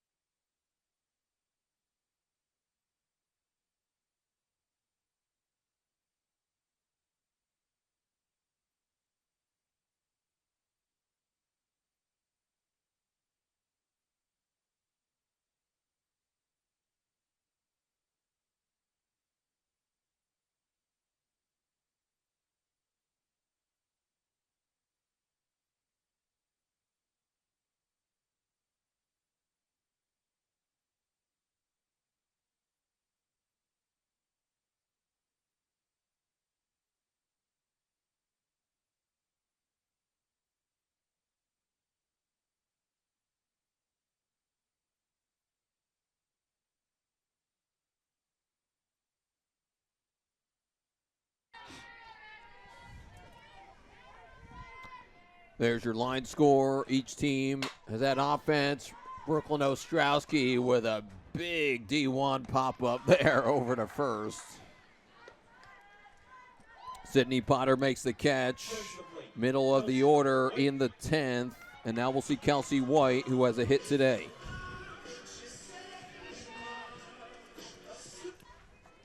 Do you think some of these players think Homer too much in extra innings or not enough, Mike? I don't know that anybody's thinking that. I mean, I guess I don't know that anybody is, but I'm sure everybody is. It's one of those things that's always in the back of your mind, right? But you have to go up there with the approach that I need to get on base to help my team here. That's the thought process. Kelsey White into left. No collision this time, thank goodness, as Pearson went back. And what a running grab there by Avery Barnard. Again, she made the start yesterday and left Barnard and then came out.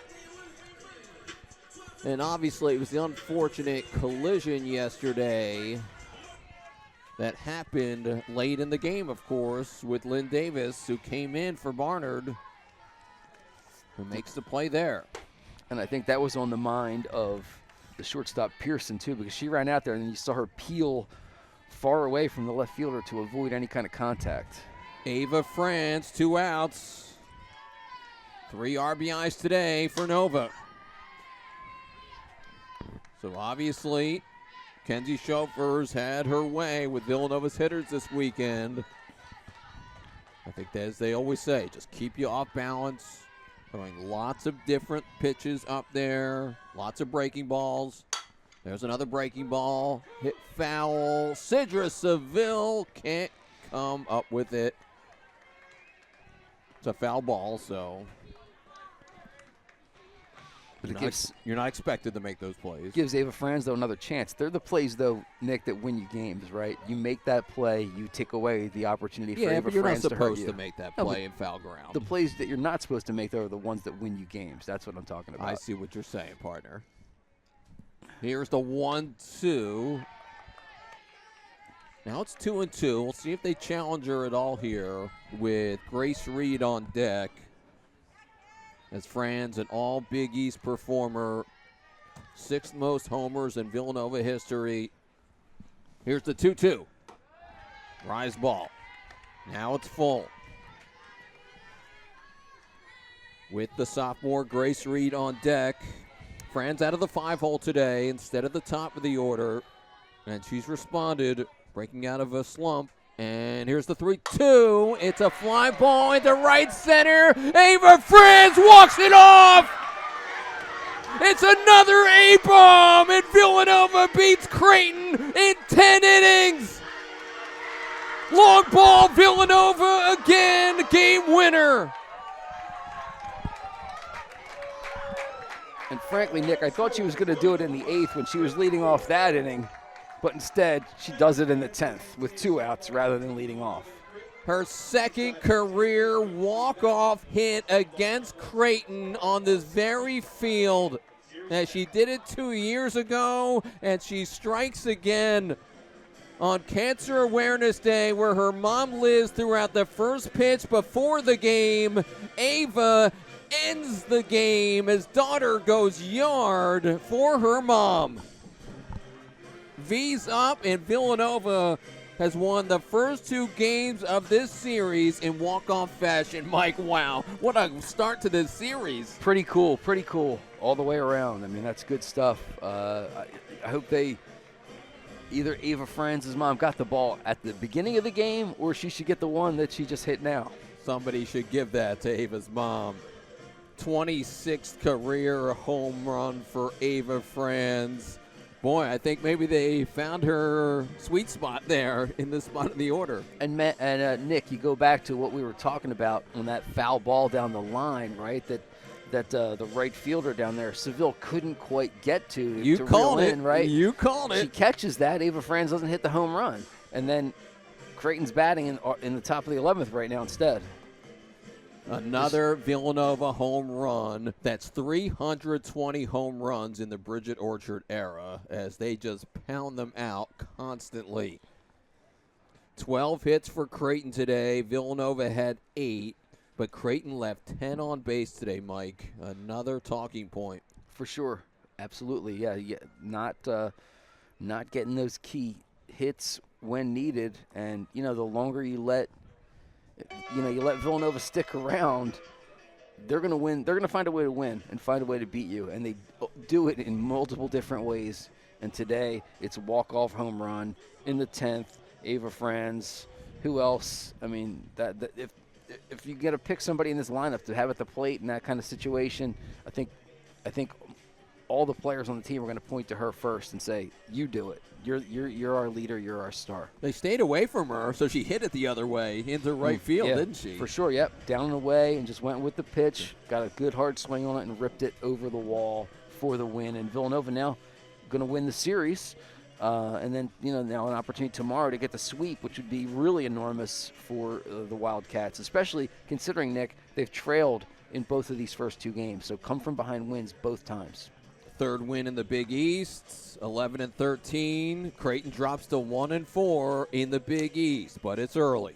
Should be a good Game 3 tomorrow, 11 a.m. on the Big East Digital Network. For Mike Shute, I'm Nick Montagna. Thanks to our great crew, Smitty running the show, all the hardworking people, as Creighton struck early in this one, but eventually Villanova came through with the victory. It's a great throw there. Sydney Potter had the 3-run home run. You thought maybe Creighton had it.